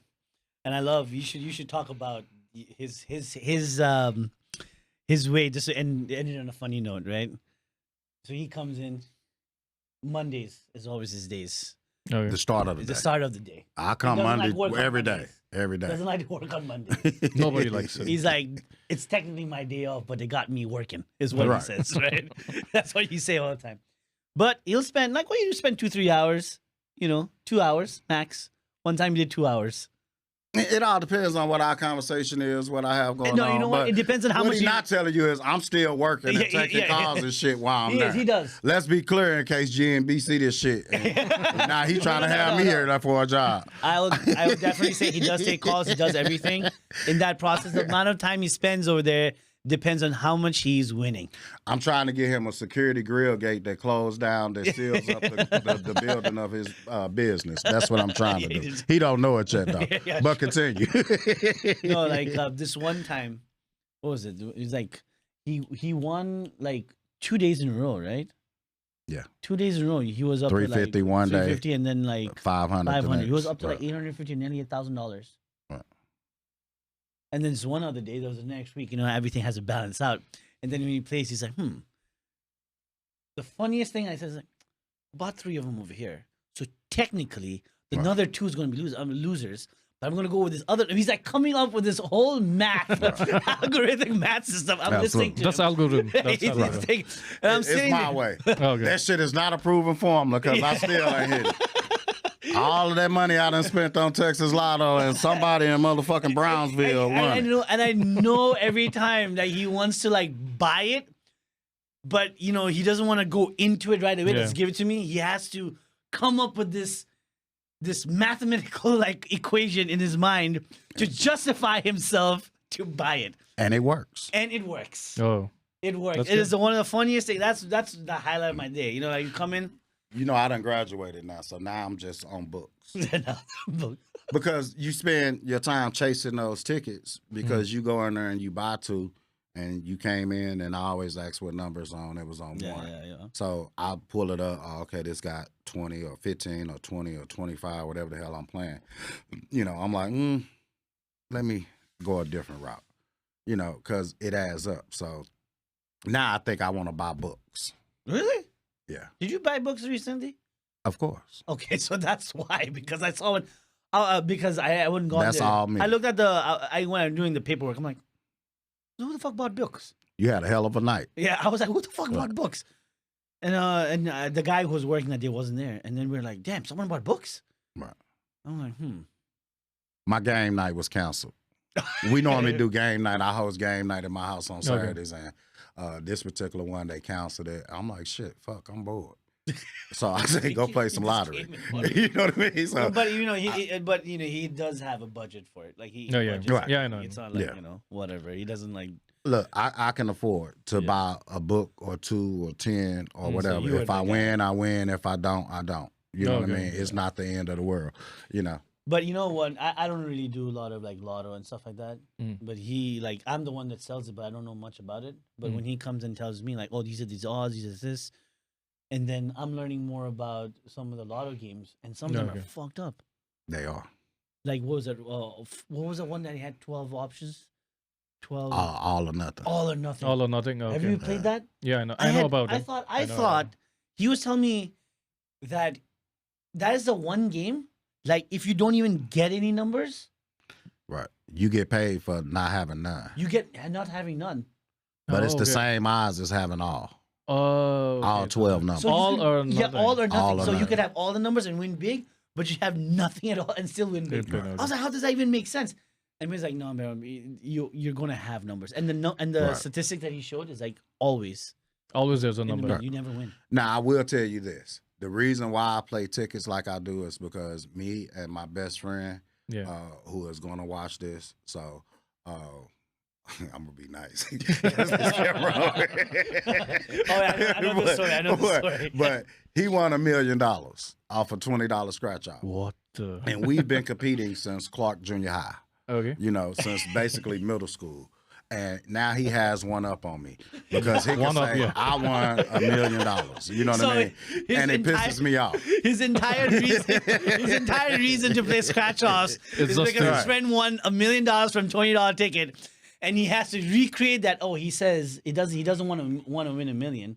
Got to He win wants to too. make sure he wins at least Two. $2 million. Oh, okay. That's what his Gotcha, purpose man. Got to win at least two. at least $2 million, so that he goes, not only did I also win, but I won $1 more million more than Right. There is a different value than just winning the. So money, you know right? what? At this point in time, he doesn't even really care about the money. Yeah, that's what I'm He saying. just There's cares a- about having one up One on up. his friend. Yeah, that's it. Like literally, I come in there, I buy scratch offs, and I use the scratch off money to pay for the lottery tickets. You know what I mean? Because Yeah. honestly, I'm tired.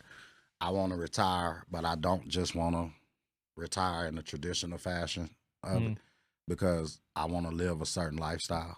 You know what I mean? Yeah, gotcha. And I'm comfortable. Mm. You understand? And I probably could officially retire in a sense, but I can't live.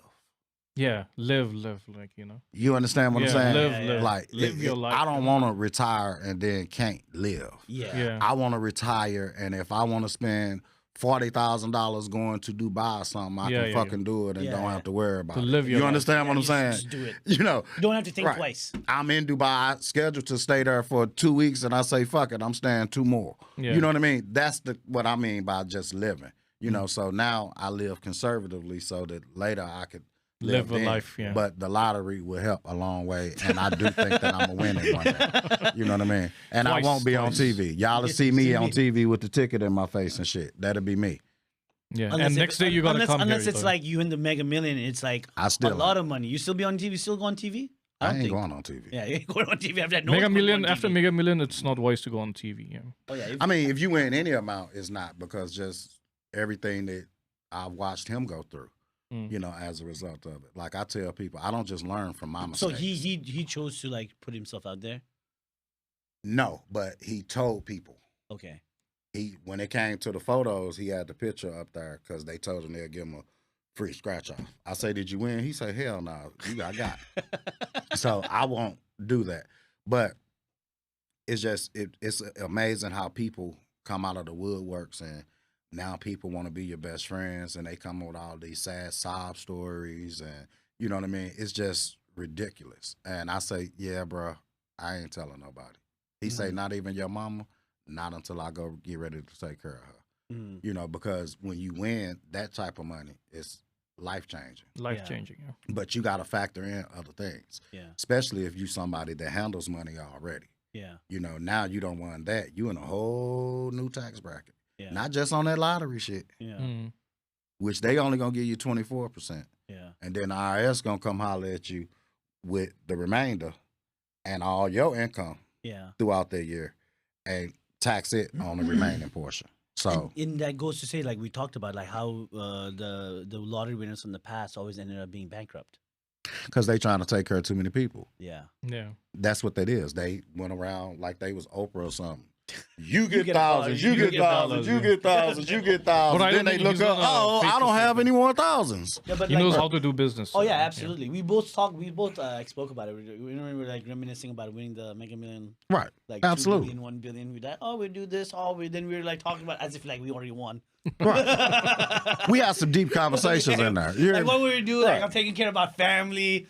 We won't take it all at once. We do it like every year. Like inflation's only that much percentage. This is what we do. Take that money, live off. You know? Right. I mean, we'll literally have to. I have to come back and we have to do Finish the a conversation. debate about cash value versus annuity. Yeah. Because I'm fascinated in that. You Yeah. know what I Oh, mean? yeah. And We can why do that, we people can do give that. that lump sum is something totally different. You know, so. Next time when you come over here, we'll just like get some scratch offs and see who Yeah. actually wins on the What do you usually win like the lottery? that day. Imagine we win a million. Like I come back, I can buy a book. We can scratch a whole book here and you can see how no matter what you do, the lottery win in the end. Yeah, no we matter can do what. that too, man. I think someone has to do it on live TV. No one has done it I hear yet. what you Right. mean. Yeah. So it's been over 2 hours. Told you to go right. Who's fast, counting? right? Do you have any messages for the audience or people that want to know who Victor's or probably want to reach out to and all that stuff? Stay true to you every day. Try to be the best version of yourself and a better version than you were the day before. Nice. Yeah, that's about him. That's Short and nice. sweet. With that being said, thank you for watching this episode. I hope a lot of you that watch this wants to reach out to Victor, even if it's from a mentorship perspective or just wanting to learn or just having a casual conversation.